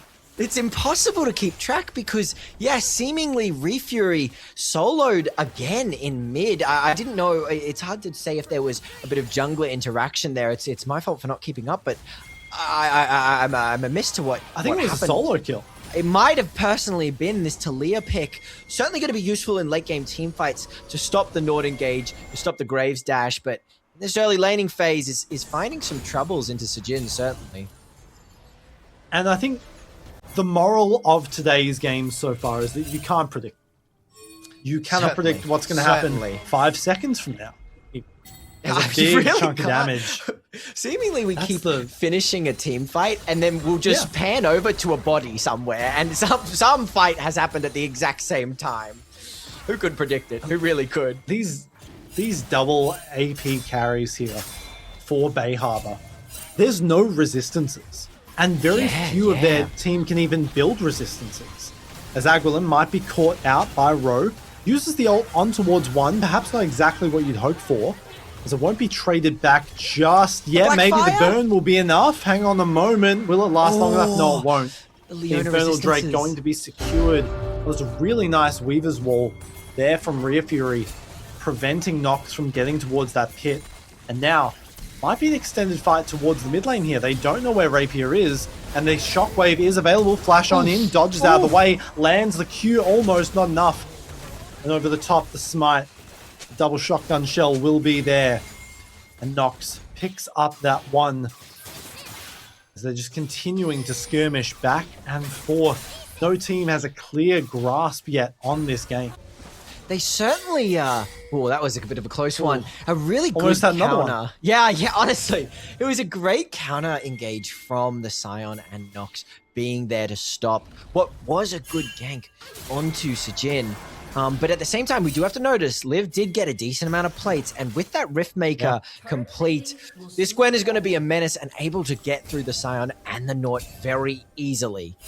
But certainly, Bay Harbor Rapiers like the Sword are aware. Maybe they wanted to dive there for a second, although pulling out. And now these items coming to completion here. Youmu's and building towards that collector here for Nox.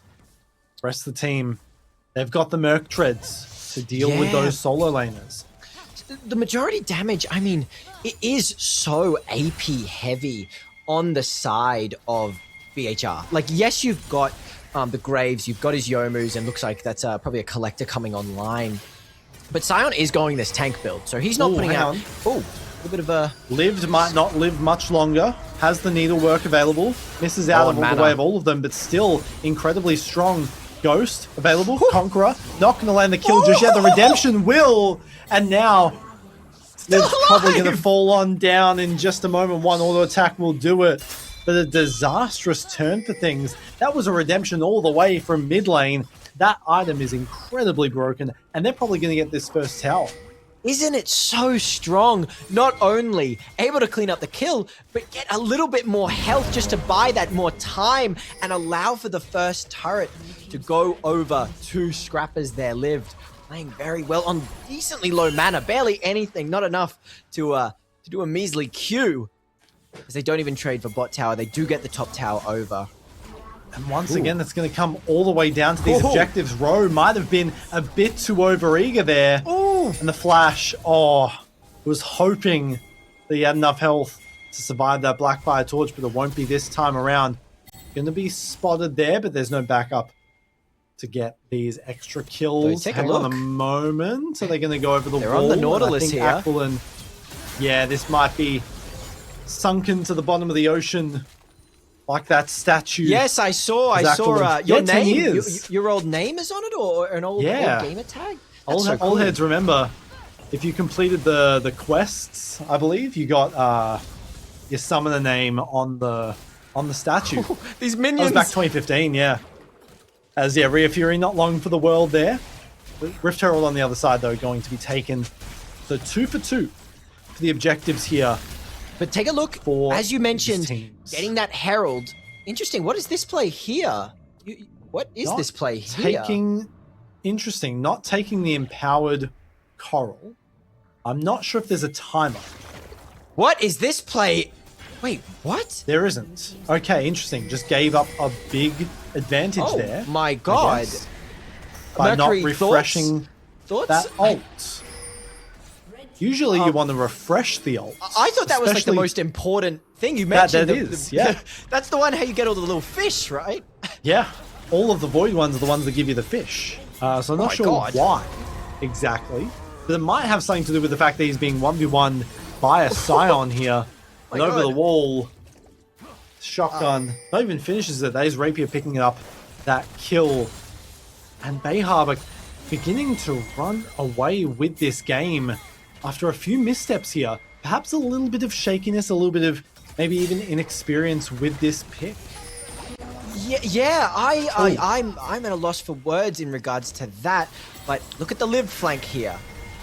I don't know if this is the position you want to be in. Maybe, I mean, you get the kill onto the Scion at the very least, but Rhea Fury probably going to be traded back in turn. That's the Seraphine damage, and Sajin picking it up. And this Scion is still alive here. The ult to come on through. Aquilin will be the first to fall, and still is alive. Finally falls on down. Lived is probably going to go over the wall, and now Ying could be in a bit of trouble. This Belveth looking for the resets, has the angle. Finally gets a little bit of redemption. 1 and 5 for this champion, and they somehow ace them. Yeah, it looked bad after Refury did catch them out decently so, or at least cut the Scion off in the Weaver's wall. We can see it come through here, and it catches Rapier like the sword out. But take a look, he trades it with his own life. And then you've got Nox here, but look how much damage the needlework does. It lands on Sejin in the back, rinsing his health. Ro does catch out Nox here, and 225 flashing in to do so much damage. Lived that Riftmaker, keeping him alive through the Scion's damage, turning what looked to be a bit of a Doom team fight with the catch out on Refury, something quite good. Although, he still lives. Ooh. He certainly still lives. The boy who lives. Once more. 6-2, the shining hope of this team. It certainly is the case that this Gwen, if another situation occurs such as that with a team fight where so many of your needles are landing, healing you, shredding the enemy, these team fights do look like they're in the favor of the Scrappers as Vision is on, but they're going to have to give that red buff over to Nox. Yeah, taking it away, I mean, like every single camp that you take away from this Bel'Veth is more stacking attack speed that she won't have. Yes, so true, this invade, stealing it away is incredibly important to control the jungle here, and Nox is doing that so well so far. Has the Collector, has Grievous Wounds available, so going to be quite potent in these fights, and they're just continuing to spot out the Vision.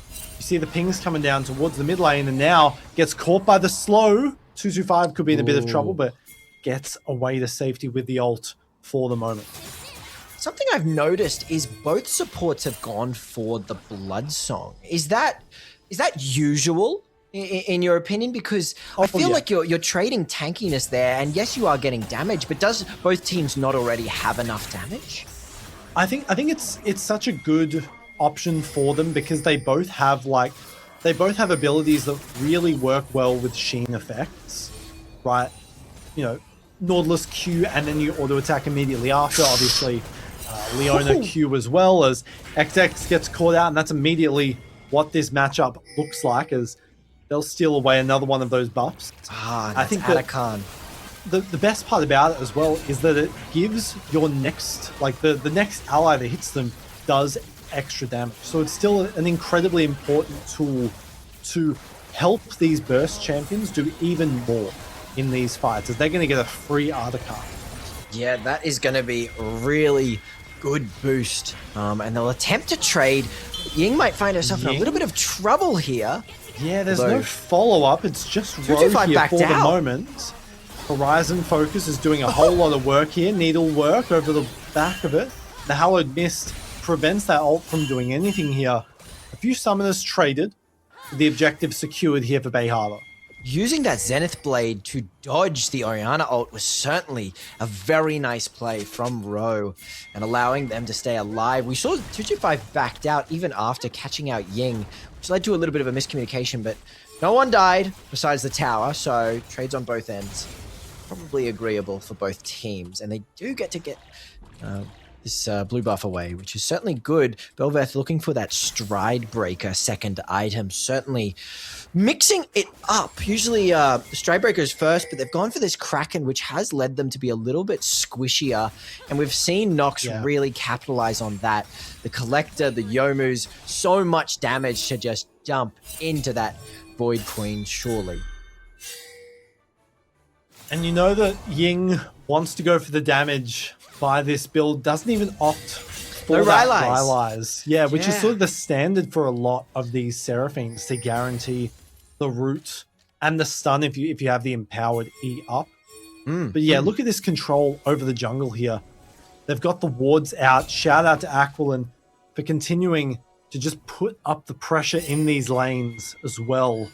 Has now lived. We've been in a bit of trouble. What is that hook? Aquilin, you legend, over the wall. Gonna get the kill and the tower as well, and that is the support that every team dreams of. As now the Weaver's Wall gonna force them off. So there's a little high then by, and now a little bit of a hit and run from Refury there. Yeah, low on mana due to that Weaver's Wall. 100 mana. Ooh, Ying, that got a bit dicey there for the moment, but did manage to get out in time. Still, the gold is even between these teams. Yeah, that's the crazy thing. Even with the and in terms of levels as well, we should look at the level advantage, at least on the HR, is hefty 225 caught out there. They want more though. Forced to the flash. flash. This is looking rough for the Scrappers. They're going to have to live up to their name and skirmish the hell out of this game if they want to make this comeback happen. They've got the empowered boots, sure, but as we've seen, that is not the be-all end-all of these teams. Artican secure, they've got 29 pedals already, and add that to 2 Drakes. They are beginning to run away with this game. That's a wrap cap nearly completed here for Sajin. Mercury, I was looking at the same thing. That's a 23-minute Rabadon's death cap. Oh my god, we needed damage, and Sajin understands that to a T. A 23-minute Rabadons. This Orianna is going to be putting out so much damage. An unbelievably large amount of damage. And look at this Sion as well. Look at... That's a Gwen and... My god, they're not doing much to him. Oh no, Liv popped the ghost. Anything. Liv popped the ghost. But on the other side, Flash ult going to be burned. Even still, it is very hard to deal with the Kanik Rooker and to deal with the Radiance and that Merc Treads. And even the damage, like this Grasp is not messing around. And meanwhile, they're keeping up the pressure everywhere else on the map. They're looking for the tier 2 top lane. And there's only Ro here for the moment to contest. Rhea Fury maybe can find something, but yeah, just doesn't have the damage. Especially after seeing that hook from Aquilin. But you got to be terrified as Vision has been secured in the mid lane. I really want that ward skin so badly, but you have to like be friends with a Rioter to get it. So if there's any Rioters watching, oh yep, please bless us with. I will be your endless supporter. So they dance around. A very good use of Vision. Good dash out of the way. Look at this TP. The Weaver's Wall.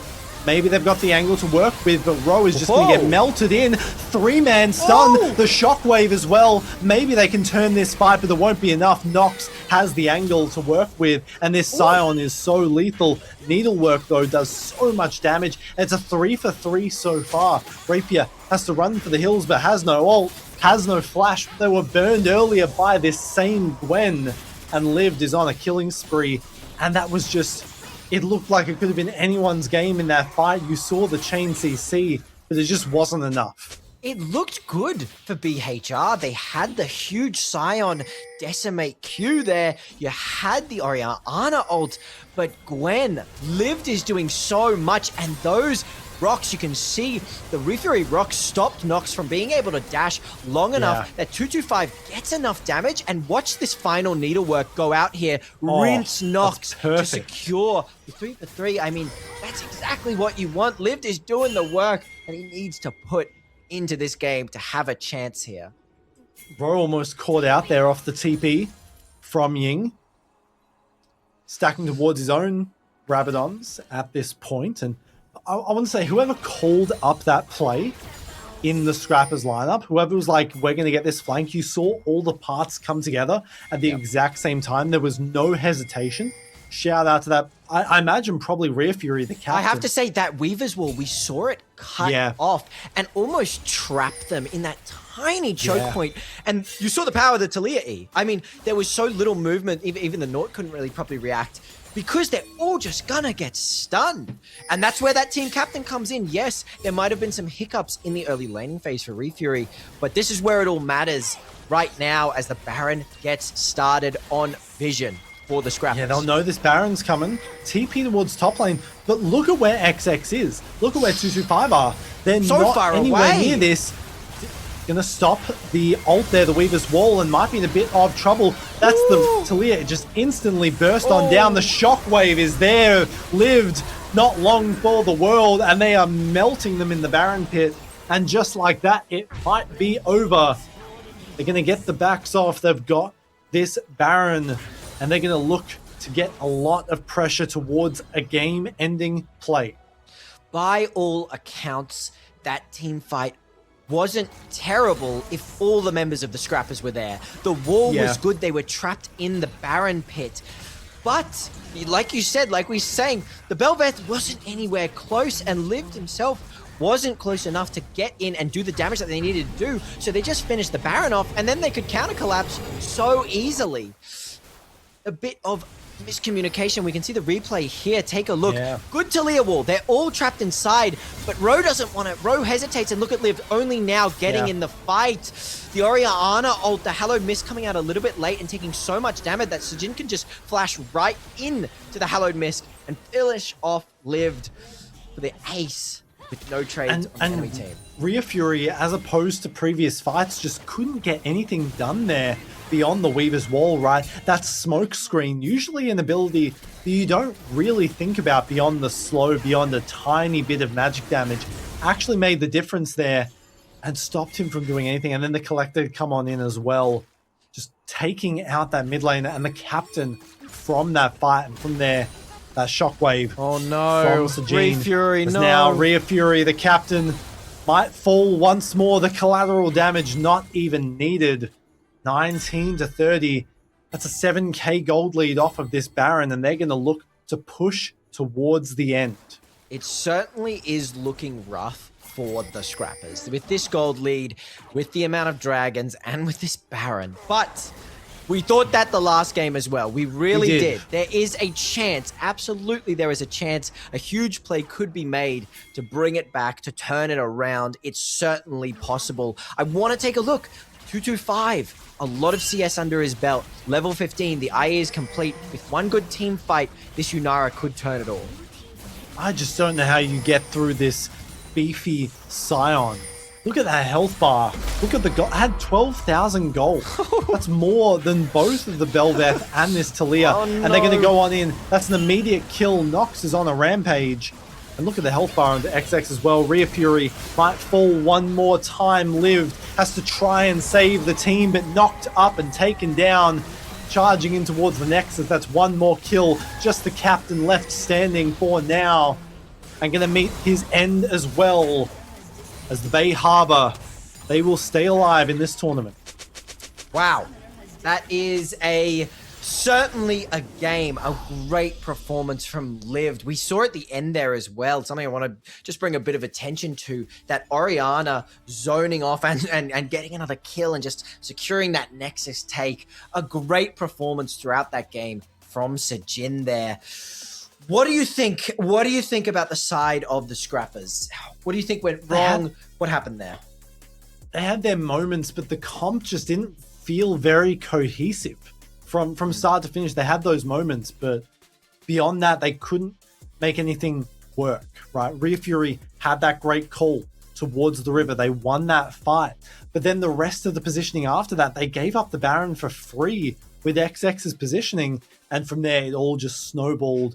And I mean, shout out to everyone. But my biggest shout out has to be towards that top lane, right? This Scion surviving, well, not surviving, but taking down two kills in that dive, right? And getting the wave with it as well. Just completely ran over the lane from that point on, continued stacking up that health, drew so many people towards his lane with that pressure alone that allowed the rest of the team to get everything they wanted on the other side of the map. Yeah, and you imagine the scenario of that dive going well. They take out the Scion and they both live there. Lived is going to skyrocket that lead, truly. And we already saw, even with that semi-failed dive, Liv still performed so well in these team fights, almost turning the game. So it goes to think what would have happened if that dive went well. I also want to bring attention to, I wonder how differently that game would have gone if the Belveth had picked up the Coral, the Rift Herald Coral, leaving that behind. Losing out on those buffs and benefits was certainly an unfortunate misstep. Certainly. I do want to say, vote for that MVP, of course. Thank you to Riot for the codes. But we have got Streets saying Ying. Yes, Ying performed really well. 100% of the poll so far in favor of Ying. Wow, and honestly, very well deserved, truly well deserved. A great performance put out. That Seraphine, I love the damage build. They didn't need the Rylai's. But Mercury, I apologize, I wasn't familiar with your game. Yeah, truly. And we will, of course, be saying goodbye to the Scrappers for this tournament. Sad indeed. We will be saying hello to the first best of 3 of this tournament after a very quick break, but stay tuned because Fearless is going to take place and we're going to see some great games. But for now, take a quick break and we'll be right back after.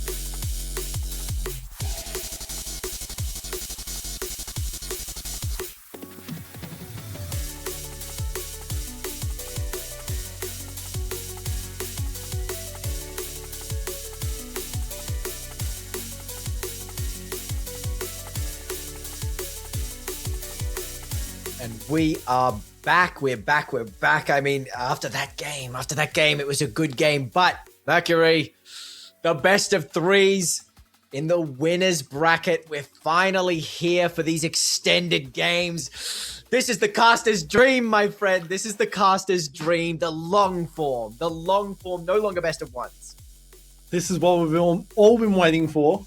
And now we're heading into the meat and potatoes of this tournament, best of threes, and then eventually best of fives as well. And this is where the teams can really shine, especially, I've had my gripes about it, but Fearless is here as well. Yes, of course. So we're going to have a lot of variety in these games. Yes, and I've actually received a really good word that Why Not is able to make it. So we will get Predator V. Why Not here as we take a look at the team comps, and they are stacked. Absolutely stacked. I mean, look at that, right? You got Chungy in the mid lane as well. You got Asta support, Silofu, who we've seen pop off as well. I mean, both these lineups, they live up to their names. We saw just the other night, Irresponsible put on such a good performance against Team Nox and turning a dive into a 2-for-0, surviving, which really worked so well. But the eyes are on, at least for me, call me biased, my eyes are dead on Praedyth. His movement on this ADC, whatever he is playing, be it Lucian, be it Yunara, it's so clean. And so I'm gonna need to see some CC on the side of some of the savings. We're gonna need some crowd control. We need point and click, lock him down. But if anyone can lock him down, it's gonna be Asta. I love the hooks from Asta. They do not miss. Absolutely. I mean, you're gonna have to ban out a lot of champions here from Praedyth. And even then, he's still got so many options that he can dip into if he wants. But I must say, Chungy, my goat, my king, live, love, laugh, our Lord, our Savior, Chungy. Let's go. I'm super excited for these teams. It's a shame for me because there's no way Chungy's going to be able to play Ahri, but let's take a look as the draft comes through, because it'll be interesting. I think it'll be really interesting on what bans want to get placed where. We get into this right now. First game of our first best of series of this tournament. Fat Pizza, they've got the first ban to start things off. What will it be? Probably that Ahri, like you mentioned. It will be the Kiana, taking that away from Why Not. Yep, and I think the Kiana goes hand in hand with an Ambessa ban. I do believe we'll be seeing that. And there's the, we get the 2 team captain bans. Yeah. We're not giving Praedyth that Yunara. Not a chance. We can go ban for ban here, they are saying is now. What will the next be? Probably towards, could just go towards those jungles, but never mind. Making things a little bit easier for Praedyth in this bot lane, taking away that long range at his disposal that he's known to play with. Is now Jin Zhao away from King. Yeah, that Jin Zhao, we saw him perform really well. And honestly, putting on a performance throughout this tournament just really impeccably. As we get the Akali ban, instead of focusing on Why Not, it seems like Fat Pizza is focusing on these other lanes potentially, and saving their bans for key picks. I'm wondering if we will get this Ahri ban, or Chungy is going to be able to play some of their best picks. Yeah, picking it in the first 3 could be definitely something they're looking for. Ambessa, we saw it from Irresponsible. It's a little bit scary overall. It's certainly a sacrifice because, as we know, and there we go. Wow, stolen away. No need to waste on a ban. And that's going to be so important because now Ahri is taken out of these games entirely. For the next couple games, no matter how they play through, you're not going to have to ban it anymore because it's gone skis. And Silofu is pretty great at these sorts of mages as well, so it's not even necessarily we'll just pick it and then we'll sacrifice game 1. Right? This is something that could actually lead to some serious picks in this game. On the other side of things, Vi and Kai'Sa locked in, so stealing another one of those picks away from Praedyth. That's the instant lock of the Xayah and Rakan duo here. Wow. Praedyth and Court Shinky in the bot lane. That's going to be a very lethal matchup. I love it. Lore friendly. The two lovers. We'll see if they can perform at a very, very close bonded bot lane. In terms of some of the savings, we've got the Vi, we've got the Kai'Sa immediately. Too strong, very good engage. And now we have Asta on the Nautilus. We're going to see a lot of hooks this game. We are going to see so many hooks this game. It's rare that Asta misses as an Aatrox band comes through. Some of the savings. Yeah, and like you were saying, that skirmish heavy play style of Asta is going to be rewarded here with this pick. It's a little bit of an iffy lane matchup. If you can stop those grand entrances, it can be really in your favor. You got to be very precise about the timing here. Jarvan going to be the last band to come through in game number 1 for some of the savings. Let's see what the counter is. Still no picks for the top side here for Fat Pizza as the Silas band to come on through, taking another one of those Ahri counters out of it. Certainly. And we can see that with these picks, specifically this Nautilus Kai'Sa lane, we've actually seen it, or at least the Nautilus counterpick to the Rakan. And being able to counter those grand entrances, being able to sort of lock him down after he enters,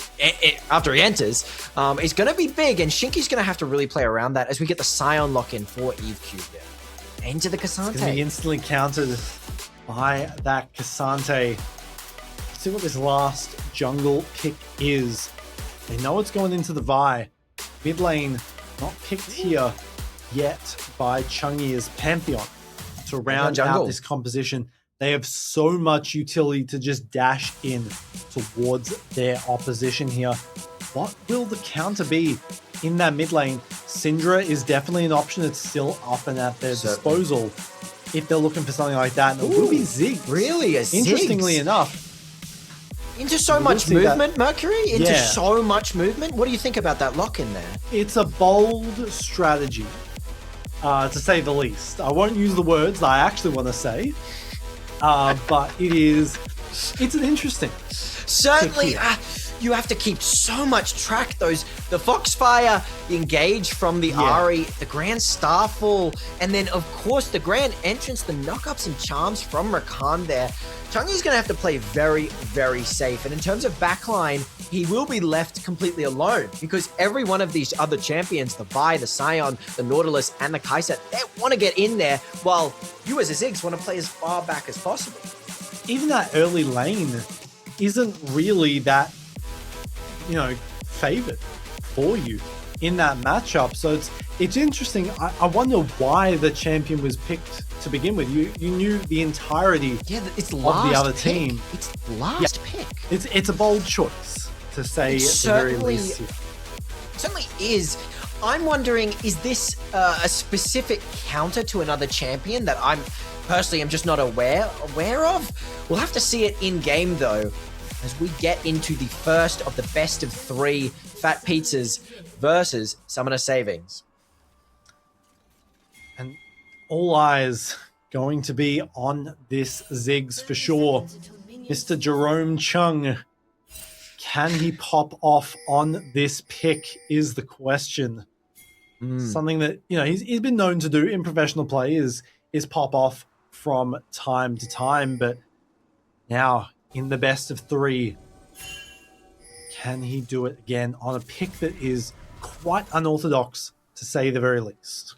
Yeah, certainly. In terms of summoners, we've got just sort of mirrors on both sides. But one of the most important summoners to get out of the way is this Ziggs Flash. With the Pantheon, it's going to be hard ganking early, but once you get access to that Grand Starfall, if one step up is wrong from Chungy, you are just going to be able to capitalize on the lack of mobility, especially if that Blast Mine is used up. You're also wanting to look at bot lane. Getting Praedyth ahead is the name of the game for Fat Pizza. If you allow him to play how he wants to play, it's going to be really tough for some of the savings who have some CC. We talked about that needing that lockdown CC, and you've got that with the point and click from the Vi, the Vault Breaker as well to follow, and of course the Nautilus. So it's all going to be on Praedyth, but Praedyth does have that Featherstorm, the ability to go invulnerable to dodge this CC.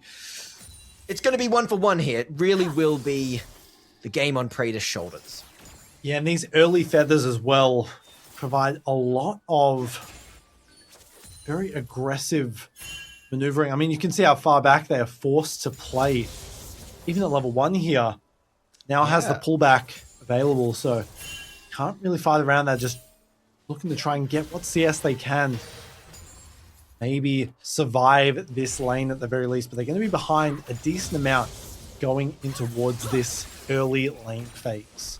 Yeah, and it's going to spell the doom for this bot lane scuttle if Why Not wants to contest, because with the sheer amount of prio bot, he's going to have a really hard time as Pantheon, very strong early game champ, and into the Vi, who has that front loaded, a majority of the damage is with that QE combo.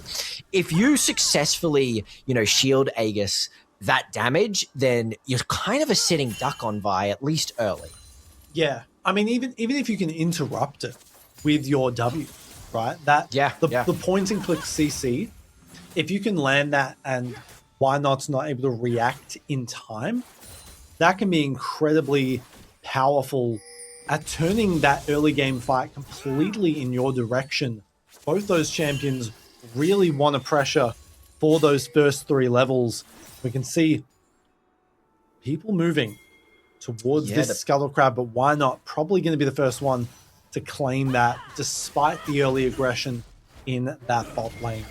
Just not fast enough on the clear speed yet. Oh, Shinky takes a big chunk of damage, so does Asta towards the tower. Both heals going to be burned, but nothing else available as nice charm sticks Why Not in the wall there for a little bit. They're looking for the dive. Whoa. This is interesting positioning here from King. Gets one and gets out with his life as well. And that was a bold play. I apologize for doubting you. That's actually a mirrored play to pretty much identically what happened in another game where as a Malphite, they just lane ganked, walked under tower, and somehow just got away with it so early. And I was just about to say, you can see the difference in jungle champion and non-jungle champion. Pantheon, while he received certain jungle buffs, he still struggles, and that early clear led him to lose that bot scuttle. But potentially that had its own effect of making this bot lane lose a little bit of, let's say, awareness to where this Pantheon was exactly, and just allowed for the surprise of, I'm here, I'm lane ganking, flashed under tower, as take a look. Good charm. Not going to be enough to secure a kill, and Chang'e is forced to back anyway, but still nice damage. Still showing Chang'e that, yeah, I can land these charms on you. I have that angle, I have that opportunity at my disposal.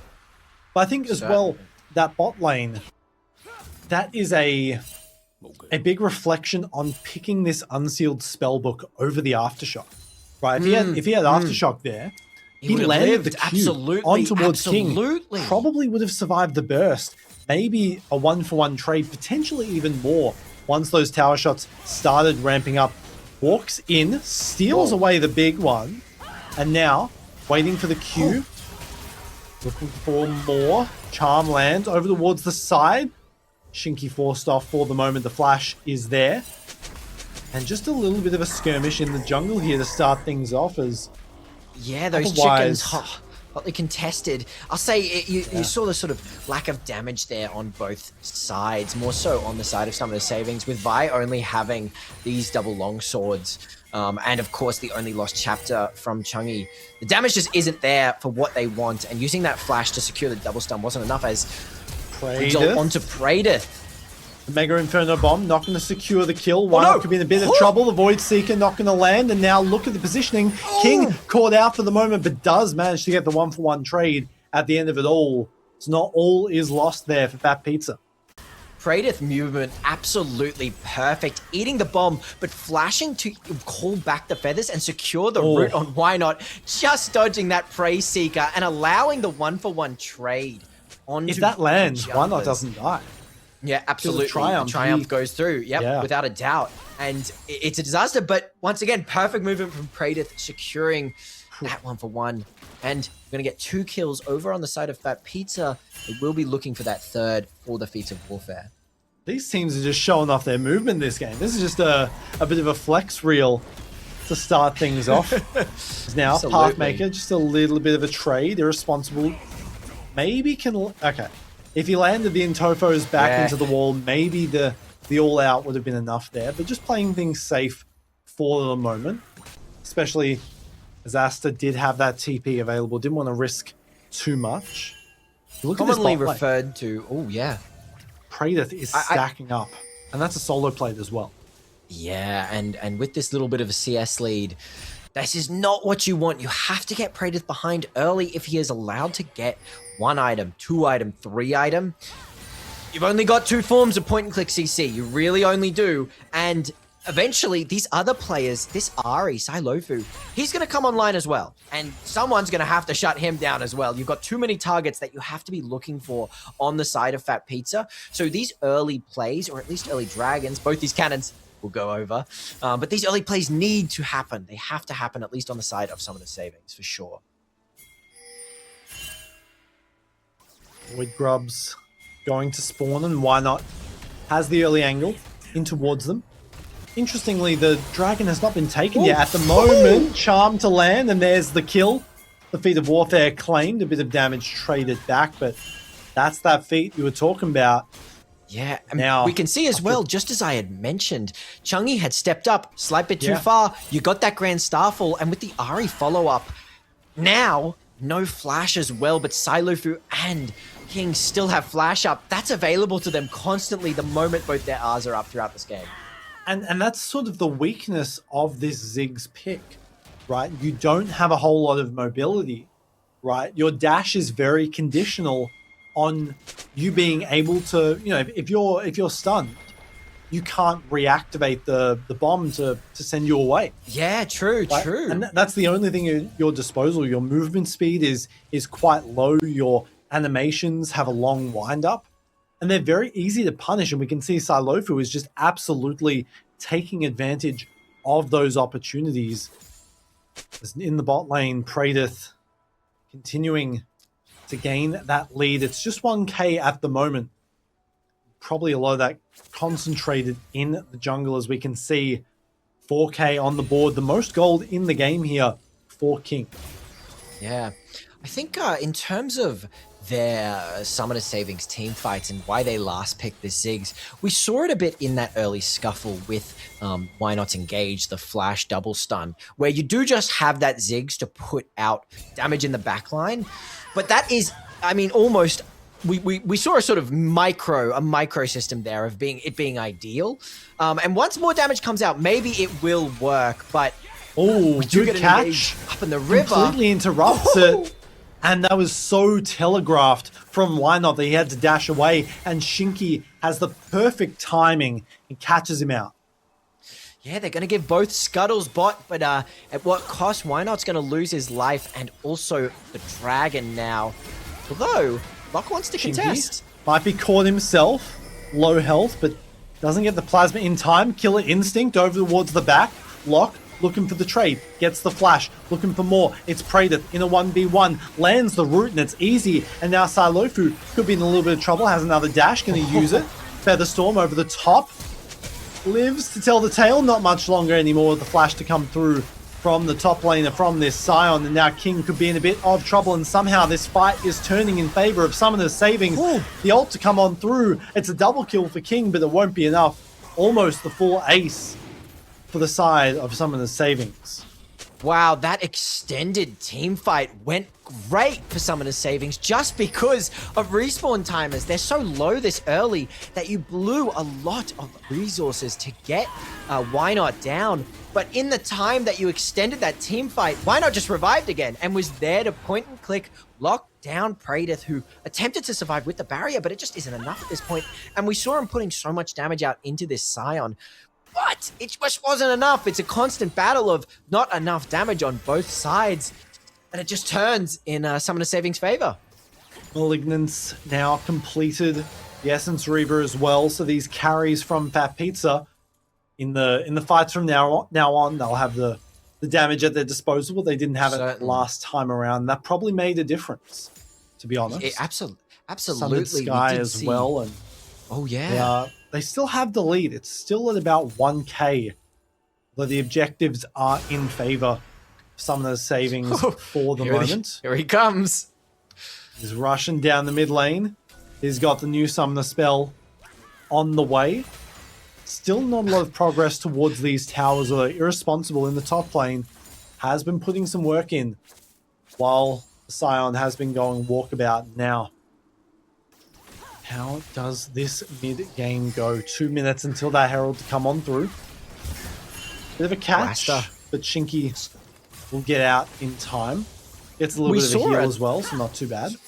We did see a very good hook from Asta. We've seen good hooks all game, but catching that Rakan out Shinky before, while that little dragon teamfight was going on, allowed Locke to get the kill, and that little gold bump is going to allow getting closer to those items. And we've seen throughout this tournament, Kai'Sa, once she hits that 2-item power spike, really comes online, and the damage is going to be immense. And being able to follow up Why Not Engage, whoever Why Not gets the engage on is going to be blown up. And then, of course, we have, and potentially this is where it fits in, that Ziggs bomb, the super bomb from up above, impossible to dodge when you're locked down. Yeah, I can see how this team comp is coming together. It is very telegraphed though, so they've got to. I mean, if you're Fat Pizza, you've got to be cognizant of such a thing. Absolutely. All out used in the top lane to trade back and get a little bit.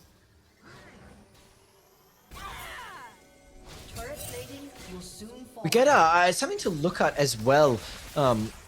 We can look at this Cassante. What this Cassante wants to do is, in my opinion, and hopefully Irresponsible's as well, is act as a vanguard, act as a buffer. If that Vi ever does get on Praedyth there, he has the perfect opportunity to just send him straight away. I think he'll be looking out for these Scion ults as a dive comes through. That was looking a little bit close there. Misses the charm over the top. The quickness, good for one. Gets the second. Cease and desist. Pushes on in and towards the tower. Tanking it for the moment. And now suddenly, that's two people falling on down. And that's a Kai'Sa in a position you don't want to be. Suddenly, a lot of faith. Take the lead once more. A lot of faith in Why Not there too. Well, just trusting in your team captain. I'll follow you up. I'll be there. But getting that close to the tower when you've got 3 members of your team there, certainly not the position you want to be in. The TP having to come out from Irresponsible, but of course, we have the TP top lane from Silofu, so no plates or anything is traded away, specifically the tower, which is going to be looked for that first tower. Very, very useful for either team.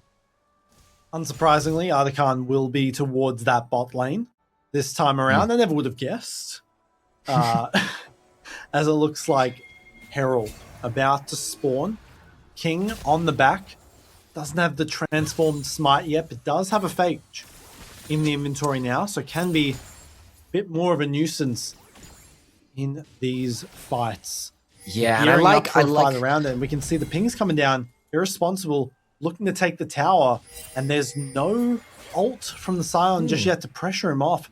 This could be good if they can secure it, and that would mean they get those empowered boots right before this fight.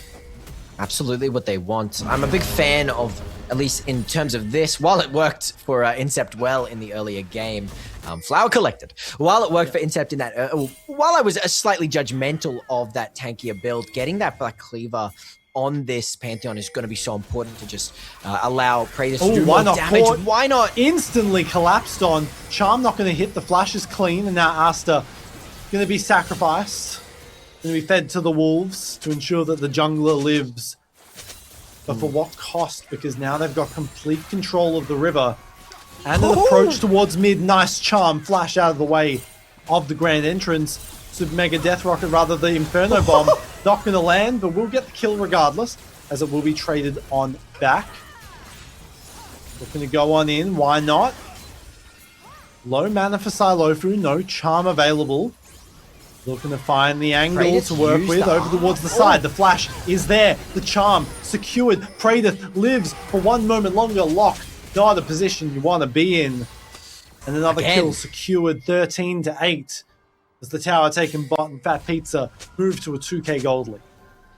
Yeah, I could see the vision of what Why Not and Locke wanted to do there, potentially distracting to allow Locke to get that damage in. And while he did have the Kraken Slayer and the pickaxe in that fight, it just wasn't enough. And Sailofu catching Chungi out there, forced to flash away. Brilliant. And honestly, the follow-up from Irresponsible, still having to use the flash on that Ziggs, but catching him out all the same. Really, really good. The team fight went a little bit long, at least I think for Fat Pizza's liking, as you can see Summoner Saving wanting to look for something there, the Q to maybe bait out an ability, but really good patience from King there. And then Locke once again following his team captain, but without the items and the damage, it's really hard to stay in that backline and stay alive. Herald still not taken, even after that extended fight. They didn't really have the health to work with it. Now pressuring towards this Ocean Drake. Still only one taken at 17 minutes. Yeah. Probably the slowest of this tournament so far, but they will claim it now. Ziggs Some top, of the savings move towards the other side of the map. They're going to go for the Rift Herald, I believe. But by all accounts, with that Grand Starfall up, it's not easy. It's not a free. It's certainly not a free objective. And at any point, this Pantheon can be straight on your head. And he's got 2 items. It's not what you want. Leaves this jungle little armor that they've got available increasingly steel caps. Less useful with that Black Cleaver. It's just and setting up for the moment. There isn't a huge amount of 80 damage besides Praedyth. I don't think that matters, and I don't think Fat Pizza cares too much. They know that he will carry if allowed. And honestly, King putting on such a performance that he's allowed to, help himself here. I mean, Black Cleaver's so good on Pantheon, stacking 3 times, or 4 times on that empowered W, and also stacking all the while with every E spike that hits. They're going to just have to give with this sheer item advantage. Maybe you can steal it with an Inferno Bomb, but you're going to have to give up that as well. Which gives them, so many options to go with, right? 1 minute until that Artican. They could go for mid lane. They could charge it into top and secure a lot of room to work with. Reset to come on through. Depth charge. Catches on towards Shinky. King in a bit of trouble. Quickness to come on in. Maybe they have the combo to work with. Praedyth, Sailofu, eyes on them. The carries looking for something here. Feather Dance still available. Needs to use it to get out of the situation. Brute to come on in. And a good team fight here. All the side, some of the savings. The pick is secured. And hang on a moment. This could be the moment that they're looking for. The double kill secured for Sailofu. Lethal on this Ari. Lands another charm, but there's no follow-up.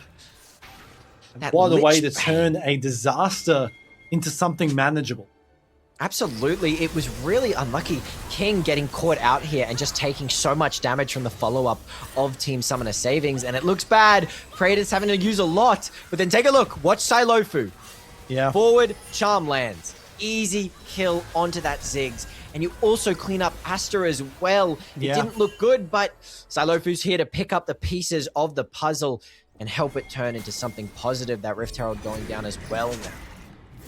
Yeah, Sailofu going for the Lichbane build as well, so has a lot more of that like Battle Mage, weedy play style. So they're going to get the push on towards the tower at the very least. No way to stop it this time around. Continuing to have that 2k gold lead. We saw signs of life in that fight from some of the savings. They looked like maybe that could be the moment they're looking for to really stamp their name on this series and try and get some control out of a game that has largely felt dominated by Fat Pizza. Absolutely. Now, objectives up. Where do they go from here? I'm a big fan. They're starting the outcome. I'm a big fan of this Scion's build. He understands that a little bit of extra damage is what they are going to need. They're tanky enough with Why Not here, although Irresponsible. Everyone's could here. be in a bit of trouble. 4-5 diving on in. Still alive for the moment. What is Cassante? Grand entrance might be enough. Look at the shred from Artican. Still impactful in the fight. Mega Inferno Bomb over the top. Unstoppable Onslaught doesn't land its target as Praedyth is frontlining, taking down Locke. Looking for the flash. Doesn't. Misclicks on the auto attack. And that is a disaster here as Chungi in a little bit of trouble. Damage from Eve Q, looking for something. King low. Doesn't have the angle to work with. And there's the kill to trade things back, but a disaster there for the captain as he misclicks on towards the Artican, and that could have been the game over if that kill was landed. Yeah, that is such an unlucky misclick. The big Atacon body somehow getting in the way of the final click on that Kai'Sa to secure it. And yes, as you said, secure the team fight. We also had a bit of a miss from Sailofu on this charm, but let's take a look. Irresponsible completely caught out, and such a good collapse from Summoner's Savings to rinse him down. King is here to lock people down, and look at this grand entrance, a triple knock-up. Sailofu here pushed away a little bit, but so much damage on this over the wall. He was pushed back over the wall by the Viol. I did. Might have actually ended up. Oh no! That is disastrous so situation there. And at then the end of the day, they still maintain the gold lead for the moment. They get the kill as well. No one has that Artican yet, and you imagine they're going to be fighting over it soon. Sailofu has the teleport available. They're looking for the fight. They're going to try and catch out Locke in the mid lane. Gets the grand entrance. The CC's there. Do they have the damage? Yes, they do. Praedyth picks that one up. They haven't even secured the dragon fully yet, so... Whoa. Oh, nice hook. Holy buffer. Nice catch there with the all-out. That's Cassante for you. The assassin, the mage, the tank, the warlock. Every single title you've got at your disposal. Why not needs to make something work here because the top laner, rather the support, just got kidnapped. What can you do about it? Why not? Has to make the hero play. We've seen objective steals before. Looking in, but a little bit too early. Look for the angle. Stroth almost finds it, but stolen away by Eve Q. Oh, Sion stole it. How does that happen? Sion walks in with a Titanic Hydra and just says, "Hi, I'm going to steal away your objective. Thank you very much." Oh my word, the smite was up for King there, and while they do clean up a decent amount of kills, it goes over to Summoner's Savings. That's going to be a decent We've seen so many unorthodox steals so far this tournament. As another fight brewing instantly, that's Locke going to fall on down, and Asta might not be long for the world either. Praedyth tanking, forced to use the ult. Yeah, he was tanking the tower. Not a good situation. That was one tower shot that did that much damage, so had to burn the ult to get out alive. Look at that kidnap. That buffer. That was beautiful. Such a disgusting ability, I must say. That really helped out. That was truly such a nice clean. It's definitely gotten closer now, and we saw the Ziggs in that last little team fight there, and we can sort of see it here. Wow, let's take a real slow-mo look at that is straight into the midst of. That's 200 years for you. Shinky. I think we caught Shinky. We definitely caught him out there. We did see the vision. We can see some. You can hear the clicks pings of a couple from of other teams. Yeah, going through there. The vision was great. He definitely could have stopped Why Not's Vault Breaker over the wall, but unfortunately, might cost him his life. Although he's right under tower here. Diving under the tower, might get the 1-for-1 trade at the very least. Now Locke could be caught out of position. Charm on in instant. That's a charm to the face, and that's going to land. Looking for another Pathmaker, brings him over the wall. Chungy, not long for the world either. Another charm to the face. And Sailofu dominating 7-1 and 15. And they're going to look for the Baron at 26 minutes. And there's nothing to stop him. No, it's right out of the gates here. And honestly, we've got to give it a Shinky a little bit. Wasting that flash made Why Not potentially lower his guard down and think maybe this is a free kill here. But being able to get onto that tower was not what Why Not wanted, even with that big Ziggs bomb. As we see a little bit. I want to see how this happened. It was just the Q. Oh, I see. It was just the Q just stole it with kill. the Q. We have had some unorthodox steals. Crazy steals this tournament. We've had a Jarvan walk in, just blind, no abilities. A Wukong steal it as well. Yeah. Now we're getting top laners stealing it now as well. It's getting crazy out here. Yeah, in this bot lane, this Kai'Sa, if any part of that W hits from King, you cannot do anything in that situation. And then, yeah, point blank charm there into the immediate flash Q, flash W rather. And another kill over to Silofu. Still no Medjay's yet. Yeah, sorry. Speak of the devil, it's appeared. It is appeared in that inventory. 10 stacks. It's going to hit 25, whether you like it or not. Why not? Is spotted on that wall. Certainly with this Baron I need to know what the positioning is here, because that's face-to-face with Irresponsible, and that might be a bad decision, to say the very least. We do, of course, in this game have the Ziggs aspect. Now, Ziggs is a very strong champion of D-push. It's hard to push into a Ziggs, and if you know, if you ARAM and put all your eggs in one basket of the mid lane minion wave, he can clear it, Baroned or not. So you are going to have to do a bit of side splitting, but that's what Why Not wants, really. That's what Summoner Saving want, because if you send one top or one bot, and they just step a little bit out of place and get caught out, that Inferno Bomb can come through from Ziggs, even in that mid lane. And so you have to play this late game macro perfectly for Fat Pizza. One thing we were talking about in that draft was Silofu on this Ahri. Was it just taking it away from Chungi, or was this a pick that Silofu could actually perform on? And we are being proven instantly in this game, it is very much the latter. This pick is a menace on the Rift here. You have to give so much space to prevent any form of, you know, you could be halfway across the screen and just hit. He'll reach you. It is incredible what Silofu is able to do with this champion. There's another Drake going to be secured by Fat Pizza. It's really funny just seeing this Ziggs up in this top lane. Like, I love the Ziggs champion. I think he's such a funny looking creature. And certainly in this game, he hasn't been in these team fights, or at least he's being in so far out of these team fights that he's still in range, of course, and those Inferno Bombs are coming through. But the power fantasy of just outputting insane amount of damage hasn't been visible. And in terms of who's performing a little bit more, Silofu is such an endearing factor in these team fights. Take a look at his scoreline: 7, 1, and 15. 15 assists. That's every crazy. Single, every player. Charm. Yeah, a team player, genuinely. Because you still have powerhouses of King on that Pantheon, and a now 8-kill Xayah. Why not?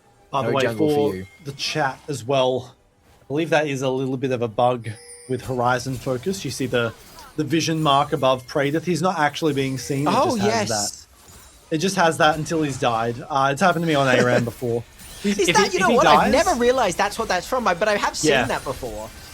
If he dies, which I don't know if he will, that mark will disappear, but he's not actually visible to the enemy team right now. Almost lands the angle over the wall, maybe the quickness to hit. Gonna send him right back out, but that's the flash from Locke. Immediately traded, and honestly, you call that work. If you're Silofu, you don't really need the flash. Absolutely, with so much movement, with so many dashes, who needs flash on Ahri? He's a menace at the moment. He's a nightmare. He must be living in Summoner Saving's mind. Where will this Ahri pop out of? Where will this charm go? They have to be fingers at the ready to micro away from this charm, but it is practically magnetic onto the bodies of Summoner Savings. Specifically this Ziggs here. Chungi is living in fear, I'm sure. Yeah, and the Nautilus ult was burned as well. Like you were saying, like, you have to be vigilant every single second you're playing against this Ahri. I mean, he could be under the bed, he could be around the corner, he could be anywhere at any given moment, and you just have to pretend that he might be and just play around that paranoia. As it looks like Wrap Cap completed from Chungi will do a lot of damage if those Qs land, for sure. So just to confirm, there is no actual vision on Praedyth right now. Yeah, it's just the mark. A visual glitch. Yeah. I see. I see. Yeah. Wow. Look at that. Great job. Wow. Yeah. Nothing there. Shout out to our observers. Yeah. Amazing work. I will say as well. Tournament, really. Yes, really good work. I mean, it's been as clean as anything we've seen. Such good gameplay, really. I want to say as well, this Ari Zonya's now, even if why not can hit that shutdown on her, or the Nautilus can get the point and click.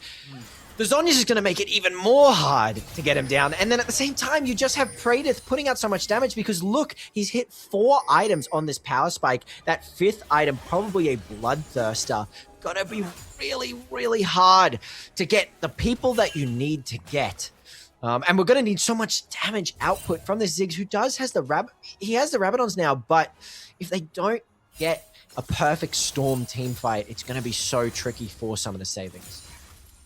4 items here for Praedyth's Zyra. That sentence strikes fear into the hearts of everyone in solo queue and on the professional stages. They might just get instantly burst on down. Why not? Not long for the world. Asta drops instantly as well, falling like dominoes, and they've got the Baron ahead of them, and they're going to take it free. Man, it is... You can't even get into the jungle. There's a Rakan just waiting for you, and also King is there. And then, of course, it doesn't matter that Ari was barely sort of in mid lane.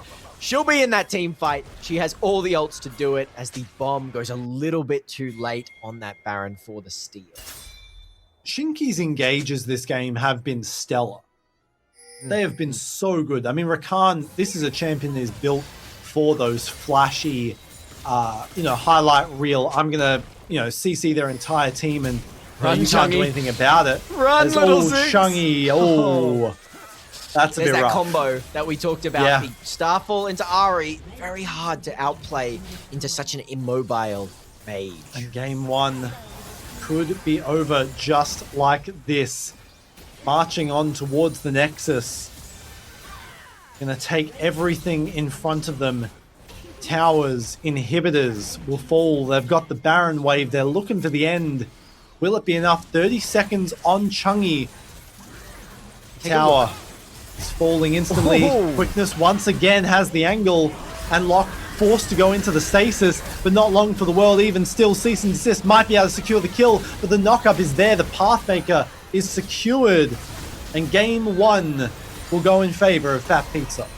Yeah, that fight at the end, there was a nice little trade on ADCs from Locke there, but everyone else a little bit too big as Silofu ends the game with 24 stacks, not 25 on that Medjai's curses. And what an amazing performance from, literally the entire team. Right? I keep saying it, everyone deserves the MVP, but they kind of do, right? In that game, every single player had highlight reel moments. Absolutely. I mean, one of my favorite, I think without a doubt, my favorite, the catch from the Cassante. Yeah. I mean, the perfect buffer straight into the side of their team. 5 are there to collect. But also, you had some crazy things. The Scion steal? The Scion steal on that entire Atacon. Fight. It was fragmented. So here it is. Crazy. Take a look. Oh. Perfect. I need that like plastered on my wall as a painting for all the guests to see. Show it off, because I would like to show it off. Really well played from Irresponsible, and that is the case, isn't it?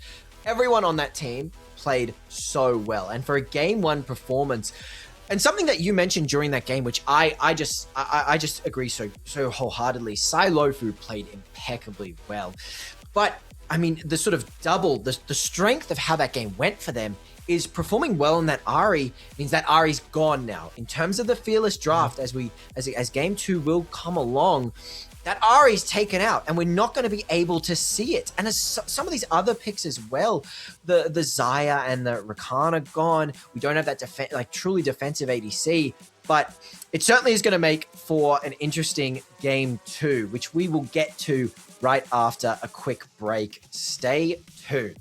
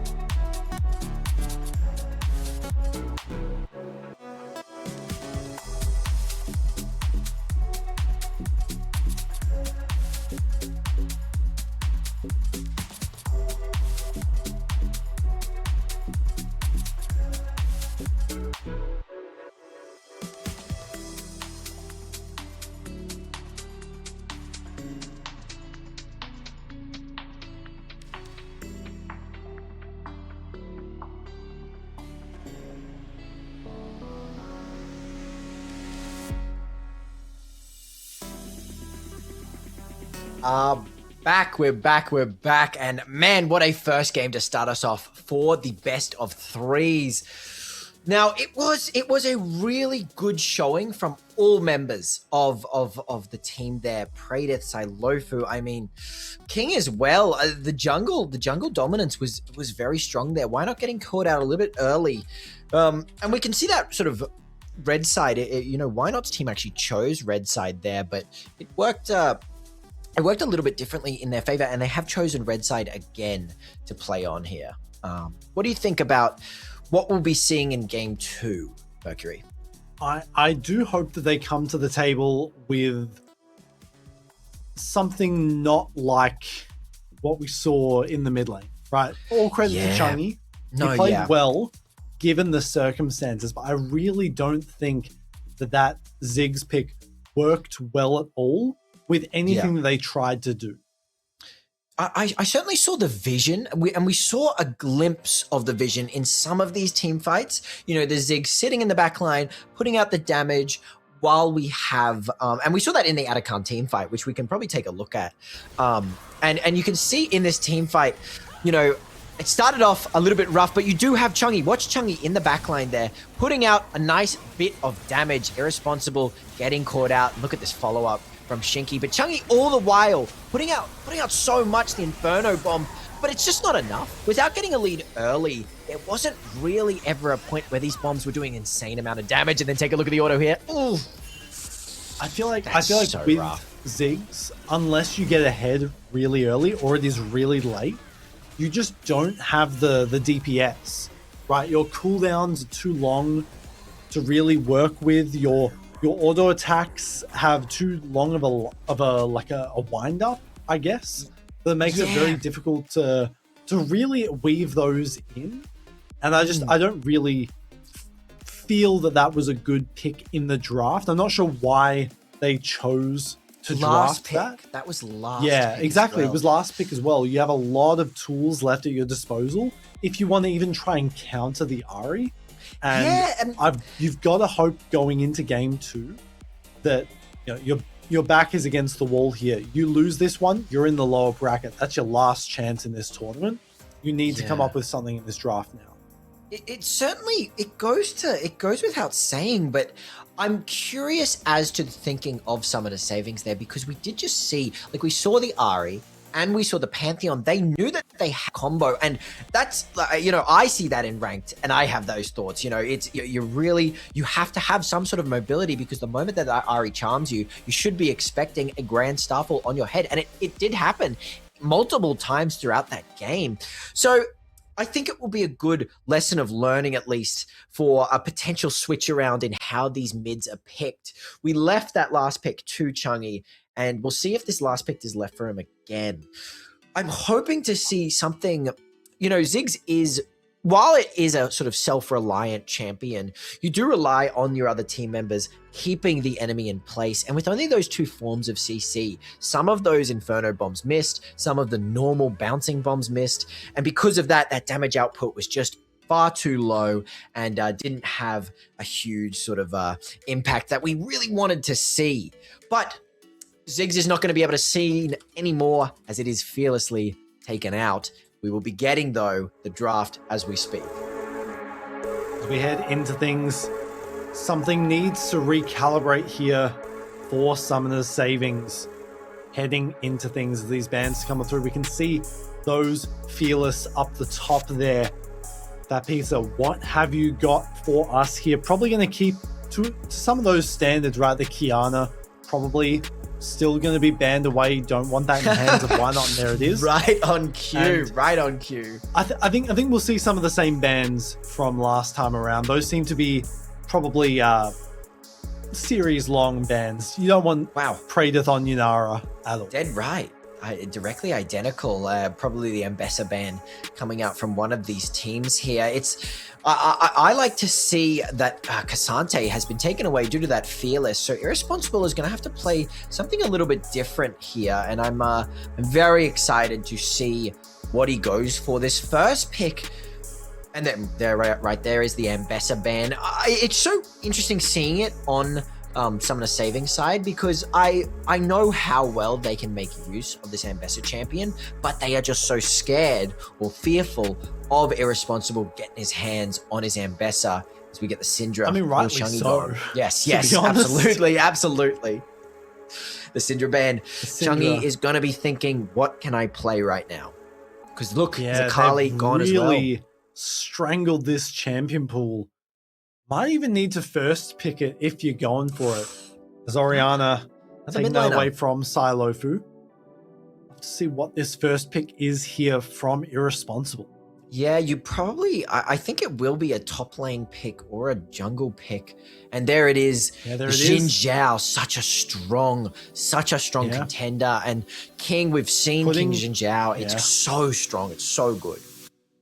Putting King on these Conqueror champions that just go in seems to be the winning strategy here.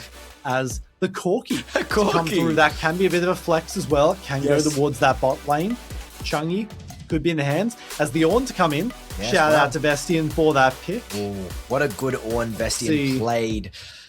What next picks come through the counter? Still a bit of an amorphous situation of this draft here. If you're Fat Pizza, you don't really know where this is going to go, so you're going to go with the classics.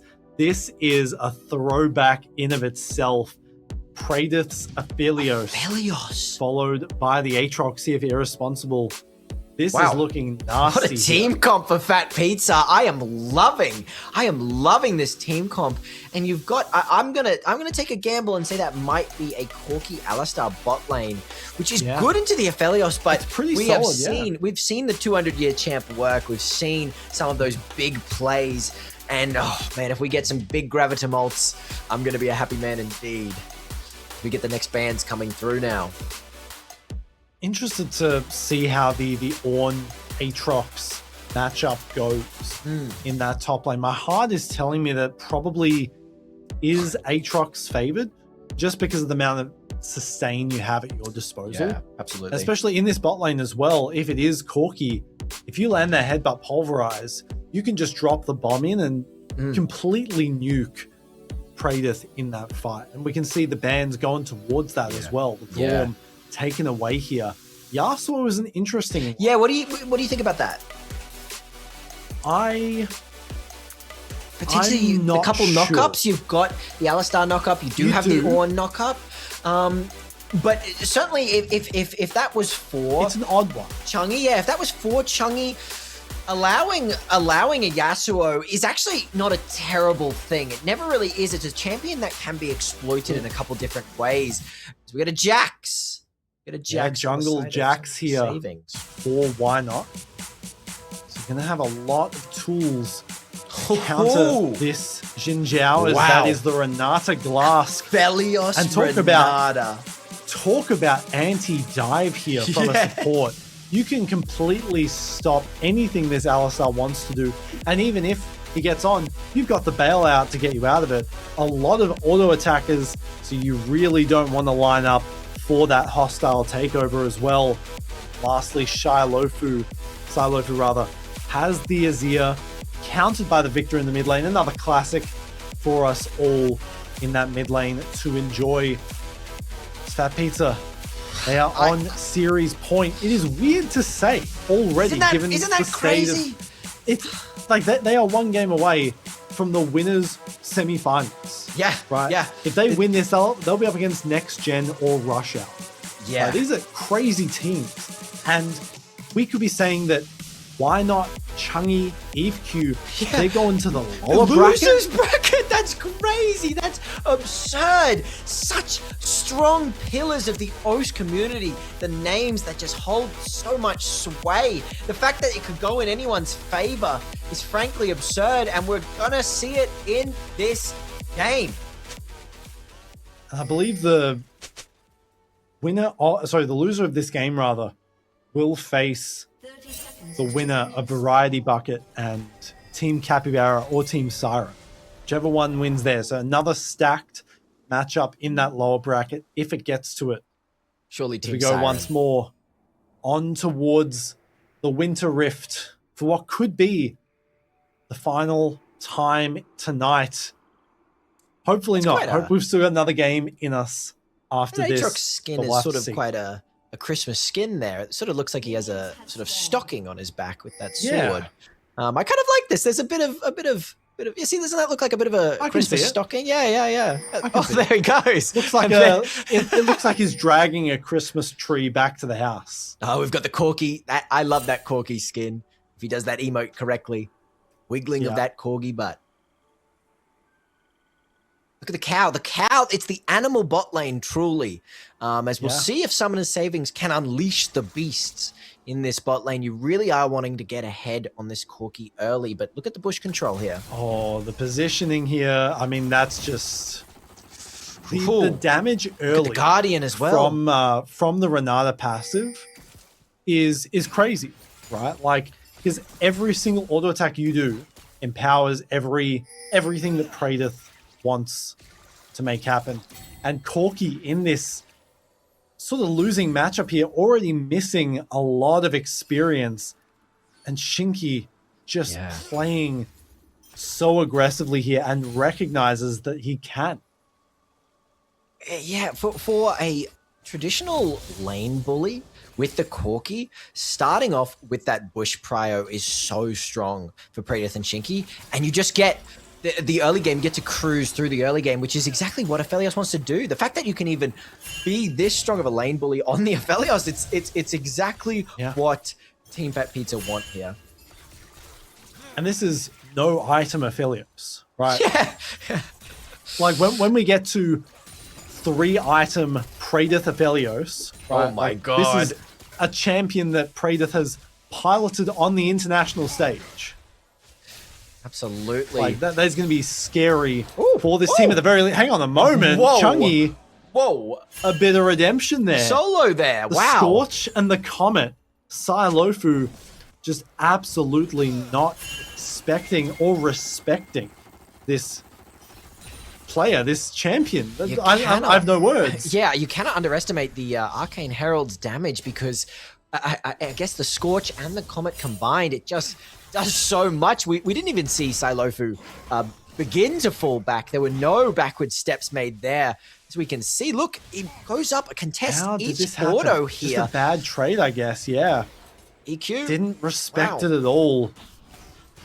And usually, I mean, if you can get that lethal tempo stacked up on Azir, even early game, it is incredibly strong. But yeah, just not respecting the cooldowns here of this Victor. Gonna go back to base and already picked up nice little boots and that tome for himself.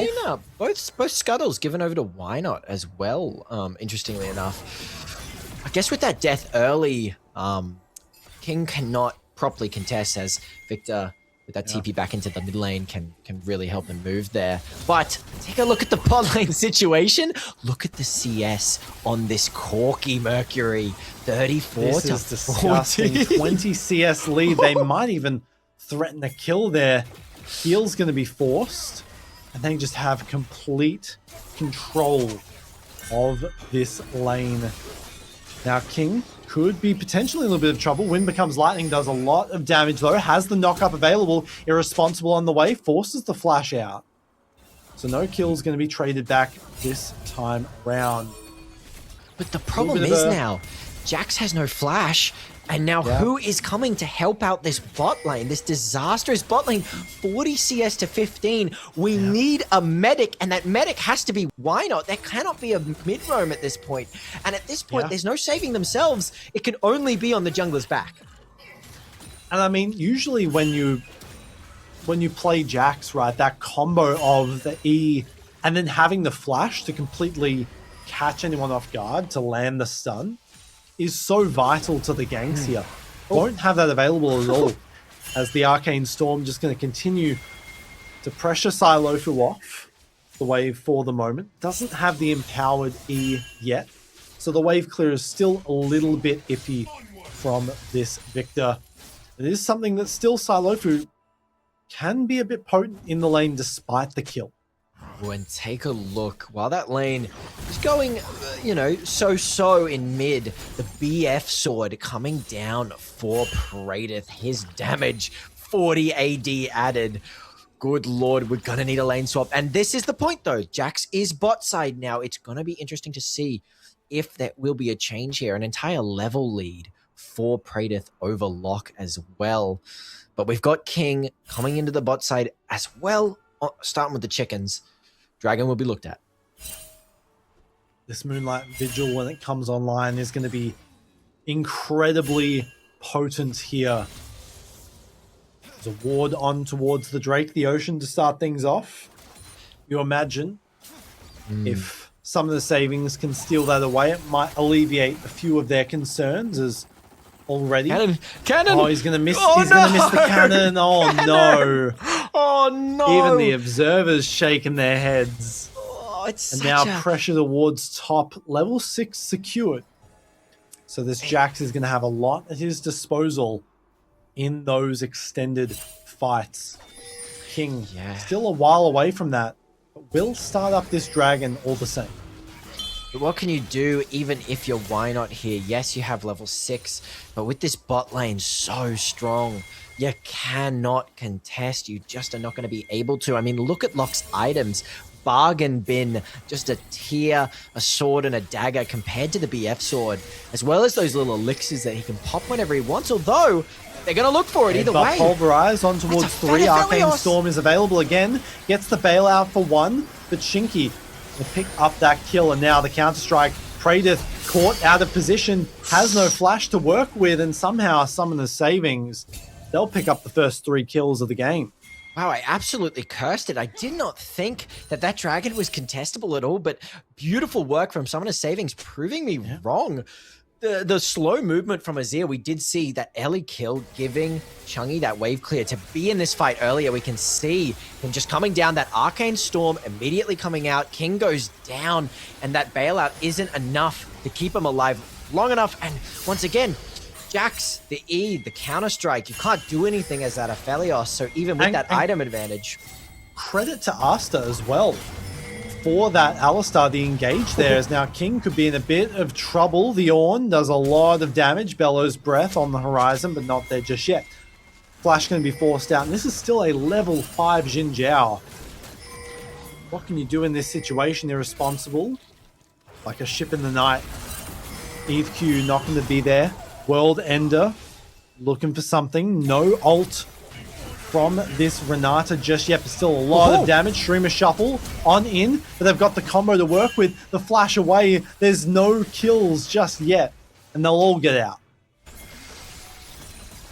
Ships will pass each other in the night there, although leaving in the bad situation, there was having the roam up top from Asta and Shinky, which leaves Praedyth and Locke together alone. And still, even with that little death on Praedyth there, the dominance in the bot lane will continue. Grubs going over, which are going to be really good for the split push potential that Jax, if he's allowed to free hit towers with this Trinity Force, he does a very decent amount, that W reset, putting in the work, and certainly allowing for, although take a look, Praedyth is starting this pretty blind. Yeah, should be able to just, if not solo it, then at the very least do a lot of damage to it with this early itemization. Level 6 on the Xin Zhao, quite late overall, but welcome nonetheless. Does have the Crescent Guard available now. They'll secure this first dragon. Objectives 1-1 apiece. So the feats of warfare still in contention for the moment.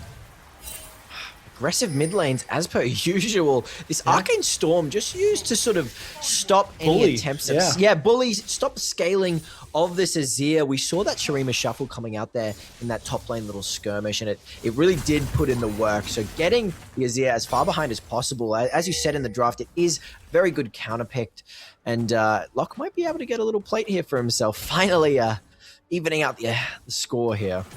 Yeah, plate will be good on the way to 2 pretty expensive items, right, in the Triforce, in the Manamune. Yeah. So it's going to be interesting to see how he can sort of come back after a disastrous start to that early laning phase, as Praedyth has the full boots. Going to be a nuisance in these fights. Bramble Vest towards that top lane. Going to cut down a lot of the healing as the handshake not going to land this time around. Could have been pretty bad if so. As items just continuing to be stacked up, right? Silofu is close towards that Nash's Tooth as well, which would be quite powerful at pushing back that mid lane. Yeah, and I think the player to watch out for in these team fights and in this game will be Why Not. That Jax Counter-Strike deletes 3 of the enemy members, Fat Pizza's members, because you get none of that Azir damage is going through, none of that Aphelios damage, and none of that Jin Jiao damage. And if he can stack up a bit of a gold lead, some items from himself, he's going to be putting out so much damage through the Counter-Strike. And so therefore, he's going to be the linchpin for this team without a doubt in my mind. I think all eyes, though, with the heavy engage on some of the savings, all eyes have to be on Shinky to make things work here, to prevent the dive, to use the hostile takeover correctly. As immediately, Shurima Shuffle to come on through, the flashback out. There's no room for King to really get in. Never mind, he walks back into it. Wind becomes lightning, and there's the kill for free. Chungi playing a bit too cocky there and is punished for it. And now the extended fight.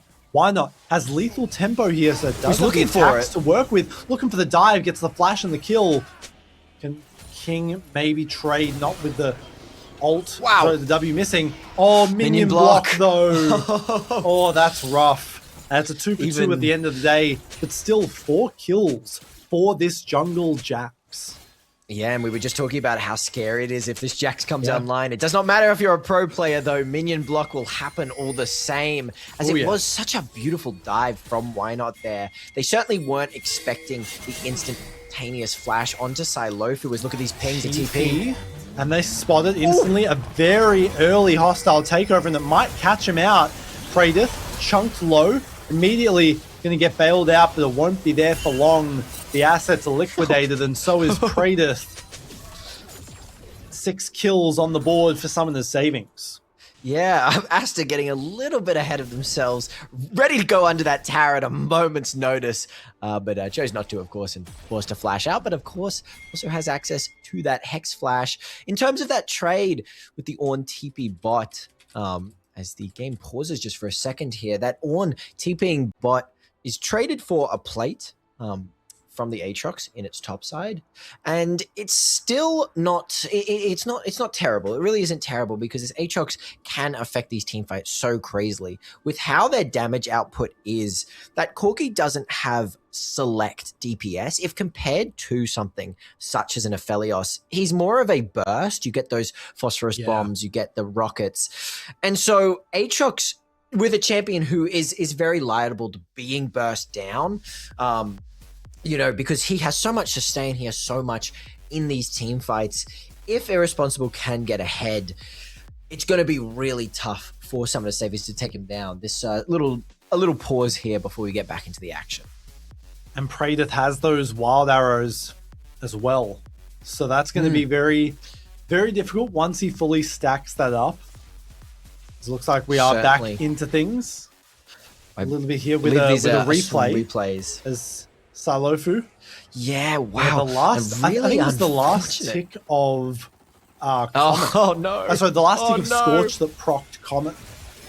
This fight was so important. Yeah. The turning point, Praedith's lead completely vanishing there. Yeah. As it was Shout out such to a Asta good for that. roam. Yes, Asta Pick started the moment it. for the engage, and then like the entire team can just dump their like AoE damage over time onto them. Right, the Arcane Storm, obviously the Counter Strike as well is in the mid lane. Yeah, why not? Chungi greeting for a little step back, allowing for the Jin Jiao to engage on him, but it actually does lead to a double kill for Why Not. So it could be planned, and it could be perfect, really, if Why Not can use this gold effectively. Look at the minion block. Oh, that's unfortunate. This is lethal tempo Jax as well. This isn't Conqueror. Yes. So it's going to have so much attack speed in these fights. Not even Renata can save Praedith there, as it seems that the game plan for Summoner's Savings has really come into play, and they understand we got to get Praedith behind. We really need to get Praedith behind, and we need to get Why Not ahead. And that is working so well in this game, as we have a small player tech issue just before we get things back into the game, of course. But what do you think so far? What do you think how this game is shaping out? I mean, it's good to see signs of life, right? Last game was, I mean, they had their moments, but Fat Pizza was almost always in control, right? This time around, Pradith he doesn't have any kills early, right? Yeah. Can he? I mean, it's Pradith we're talking about. He can of course, 1v9, of course, but he just doesn't have the resources current to really build up, and especially against a comp that is very, very hard to kill for him particularly. Yeah. Like, there's the Ornn, there's the Jax, obviously. Counter-Strike. Alistar, he can't really do much against either. And the long range of Victor and Corki gives you not a lot of room to work with for, a majority of your damage is very up close. Yeah, and you want to get those chakras. This entire comp sort of conspires to make this Aphelios less relevant in the game. Yeah, and so far it is working really beautifully. As we have a small little tech issue, we are going to take a tiny break. But stay tuned because this game is not out yet and it is in no one's favor. It's not Cloudflare this time, don't worry. No, absolutely isn't. No, and we definitely will be back, but stay tuned for the time being.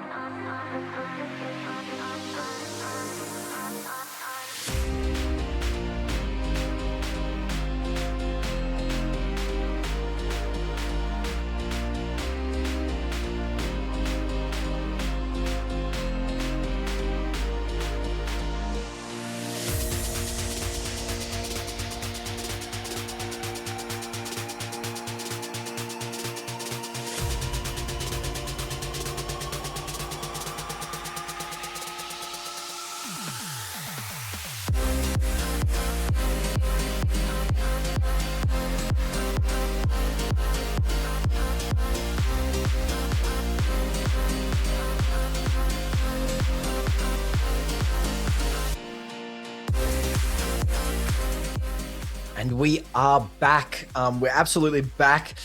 We'll let you know what's going on. There's a couple technical issues regarding a player's internet and his computer.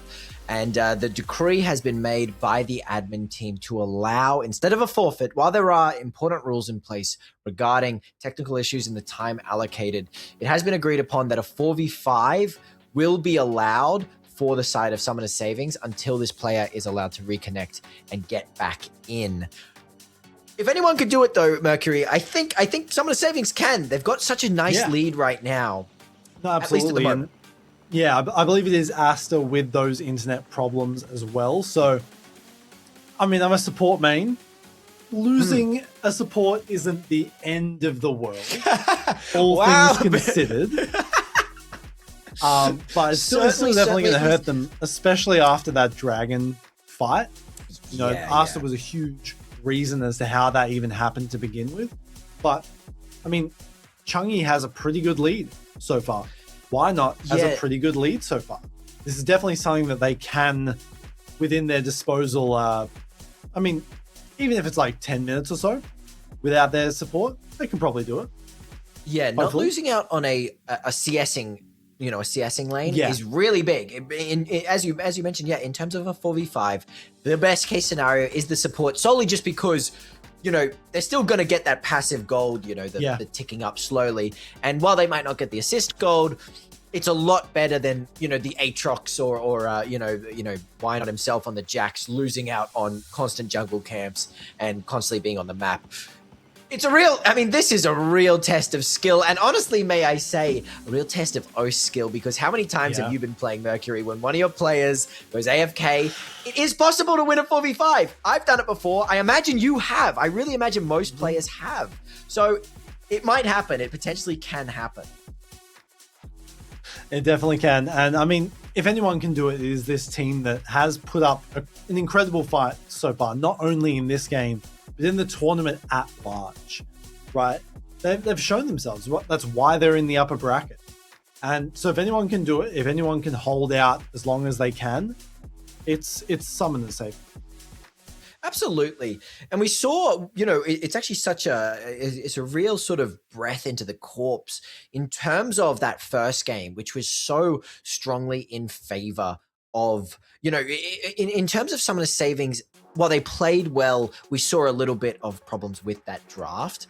And so Praetor's teams really capitalized on that. But that hole in the ship has really been, you know, repaired as quickly as possible. And we're seeing that come into play, you know, that Victor pick working very well, getting the solo on the Azir of all things. And so the tides really have turned to make such a sort of a triumphant return on this game too.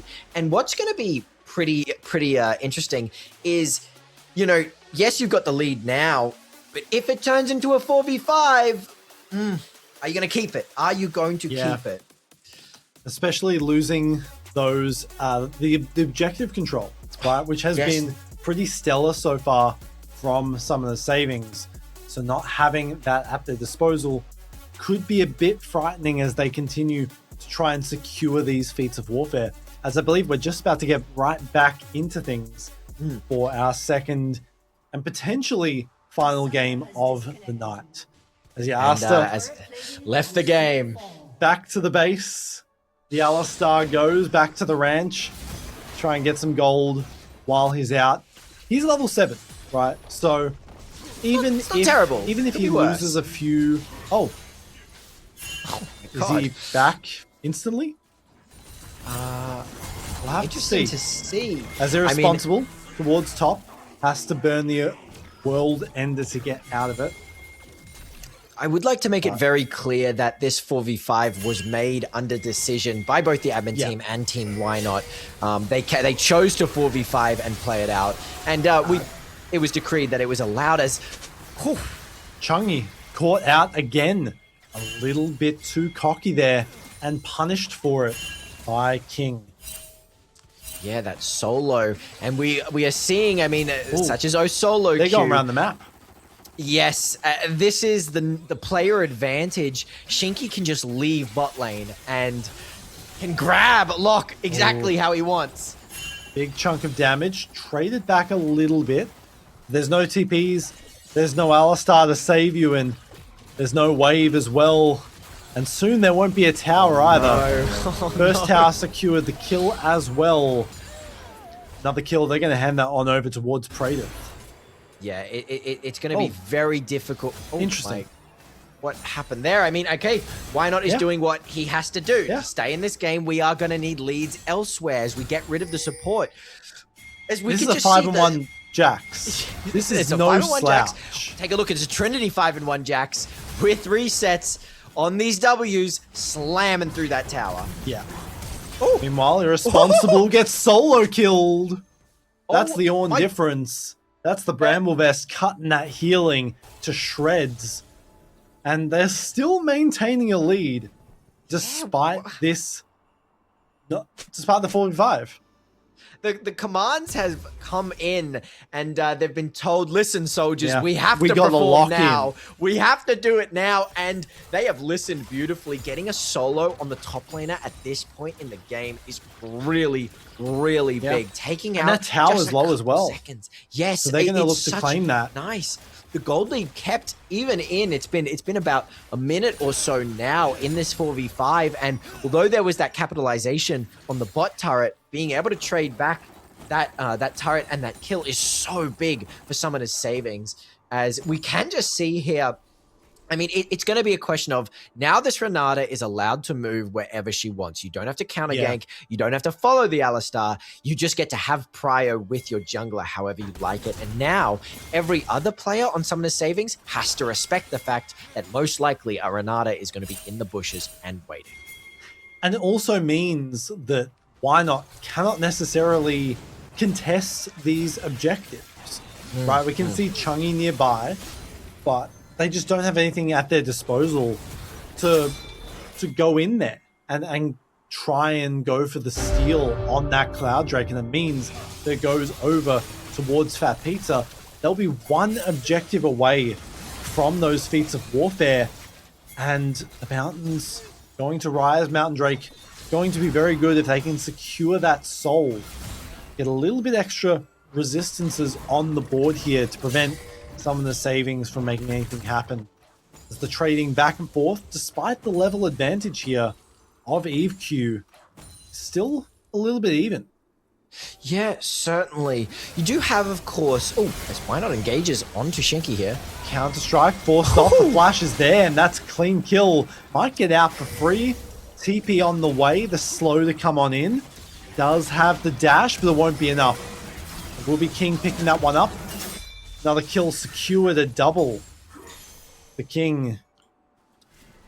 Yeah, and I mean, while that was a really nice play from Why Not taking out the support there, it still is so unfortunate as we do get a reconnect potentially. Potentially. I heard it might be a Vanguard error. He might be in and out for a while trying to reset his entire computer. Such a classic, really. The feats of warfare online. Yeah, it's happened to me a little bit recently as well. Yeah, it has as well. I will for me. say it's lost me about, I think, 100 LP so far. Oh damn! Damn, Yeah, Mercury, it's not that's been- a lot of not LP, been bro. fun. Yeah, No, it's not been that fun. really isn't. It's certainly an unfortunate state of affairs. In terms of stalling this game out, Summoner Saving does have this Victor, which has really good wave clear with that sort of mini recast, and they do have that late game scaling of the Ornn upgrades and stuff like that. So you do have a chance. You really do have a chance, and we just need to get this Alistar back in time to not lose the grip that they had on this game. That's a Randuin's on the horizon here for this Ornn as well. So the crit from the Sundered Sky, plus all of it building up from the Wild Arrows, going to be greatly reduced. I'm not sure if it also reduces the sweet spot Aatrox Q, because it seems it has the symbol that it is a crit, but that it's not technically a crit. So Yes, it's a strange interaction. I guess we'll have to see. I'll have to get an Aatrox main's opinion on that matter, but that, I mean, still provides so much armor for a comp that is pretty heavily physical here, as we see Petals and Vision in this bot side jungle continuing to be taken away, as it will be Artican towards that bot lane again. Unsurprising given the early skirmishing. Yeah, it's certainly to get another reconnect. Everyone sort of feeling hopeful, but I believe waiting with bated breath. This Vanguard issue is truly now completed for Silofu. Why not trying to make the hero play? Big chunk of damage. Shurima shuffle back in. The hostile takeover almost takes down Silofu. There will be the kill again in the hands of this support. Nice catch with the gravity field there. It was preventing another kill. It's Predator just continuing to stack up in mid lane. Yeah, I mean, those two items was there a bit of a loss there? I didn't. Oh, wow, good catch. The observer there. Everyone matters. Every single cannon counts. Especially on Aphelios, who's a very item-based champion. Still has a 50 CS lead, though. So, you know, not terribly important to miss one. True. And as the gap gets wider and wider for Team Fat Pizza, it's certainly going to have a really big impact, even if Asta can get back in time. It's an unfortunate situation, but at the very least, they can... I mean, the official rule is either they play without or they forfeit. So it's an unfortunate situation, but I imagine this is the way that they would at least want to go out, other than a forfeit. Yeah, absolutely. You know, dying breath and everything. It's very unfortunate, but... you know, rules have to be made in order to ensure that everything goes smoothly in this tournament, and they must be adhered to. And like you said, they're not out of it just yet. No, they've still got that lower bracket, and they are a menace going into that. They can potentially make a run towards those lower bracket finals, potentially even the grand finals themselves. Can you believe it? That's next Sunday. Yeah, I mean, is that not just wild? The 21st. And we are going to be in a studio, which will be really fun. A live studio. It's going to be really cool. And reports of a trophy as well for the winning team as it becomes a little team fight. Big chunk of damage. Flashes back over the wall into melee range. That's the crescendo, not the crescendum, the chakram coming out there. I've probably still got it wrong, but it's the chakrams that you just throw around and can melt they do so much damage in melee range, because this champion is incredibly broken. Absolutely. And isn't it? I love seeing an Aphelios Fed. I really... Oh, wow. A lovely bit of Ornn tech there. Yeah. And it looks like they will just go for the FF. The connection doesn't happen. And unfortunately, that will mean that some of the savings will drop down to the lower bracket. Yeah, a truly unfortunate situation of events there. But rulings are in place for a reason. Situations are in place for a reason. And unfortunately, a technical issue such as that, with so many players playing in this tournament, with so many people in the team, it's just an unfortunate situation. It really is, Mercury. Yeah. And I mean, I'd love to shout out Why Not for that performance, right? Even in the moments where Asta was DC'd, right? Still had some pretty good showings. And this certainly. Jack's pick has to be something that teams consider going into that lower bracket. And I'm looking at it now. In the lower bracket, if they can win that series, they've got 2 more, I believe. And then they make it all the way to those grand finals. So still a chance that they can climb through that lower bracket and make it all the way to those grand finals. Absolutely. And I mean, that's what we saw today. Still a chance. You know, we saw in that Fido game, that belief of hold on for dear life. There's still a chance to play. It can happen. And we could see the God run. We can see a straight shot through the losers bracket being a absolute, a complete probability. There is definitely a chance of that happening, and it's going to be, we'll be keeping with close eyes on it. Just unfortunate, you know, just really unfortunate situation of events, truly. But we've got a lot more action coming up over the course of this weekend, that's for sure. A lot of elimination games. Yes. I mean, and don't they hold with it that extra sway? I mean, isn't it so exhilarating to know the fact that some of these teams can be taken out? Now, I would like everyone to be here on tomorrow, because God, is this the game to watch. Team Capybara versus Team Siren Revived, but on Coke, our resident observer playing. It is going to be good. These bands, I do not want Kaiosi's team out. I really don't. Call me biased. Yeah. I want to see these best of threes with the Fearless extra bands. I need them. I need that in my life. Absolutely.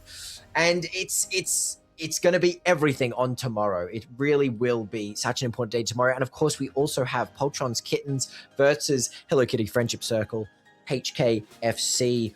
Great performances on both sides. I don't want to see Poltron out just yet. I really want to see that Olaf come into one of these games. And then the best of three, Next Gen 2026 and Rush Hour. What are your predictions? What teams are you looking for, at least in that one?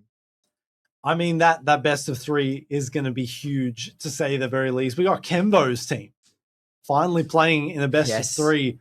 I'm super excited to see it. And then, of course, Violet Bulldog. We saw how well they played. Imagine seeing them going up against Praedyth. In those upper finals. It's gonna be some heat. It's gonna be some heat, Mercury. Those are two of the best bot laners in the region. Absolutely, in the history absolutely. Of the region. I mean, Praedyth, oh, what a performance today. It truly was incredible. And honestly, in terms of all these games, they have been incredible. I want to apologize again for the technical issues and for how things turned out, but such is the way of, such is OS. I would like to thank everyone for coming in. As I said, we'll be back for tomorrow night. 2 more losers brackets and another winners bracket, of course, best of 3. You can stay up to date with all the bracket tournament information at the website, oceanicresurrection.com. Thank you, Mercury. It has been a pleasure. It is such a pleasure casting with you. And it has been a true joy. We got to witness some really good stuff. Yeah. We got 3 pretty good games overall. And what was looking like the beginning of a 4th pretty good game as well. Potentially even a 5th, but hey, maybe in another universe, we'll see 5 games, but that's not the one we live in. So I'm pretty happy with what we got. It is not. And I go to bed happy, but I hope that as that's all from us, you all go to bed happy and have a wonderful rest of your evening. Hope you're all here tomorrow and we will see you then. But for now, good night. Have a wonderful sleep. Good night, Mercury. Thank you for coming. Have a good one, everyone.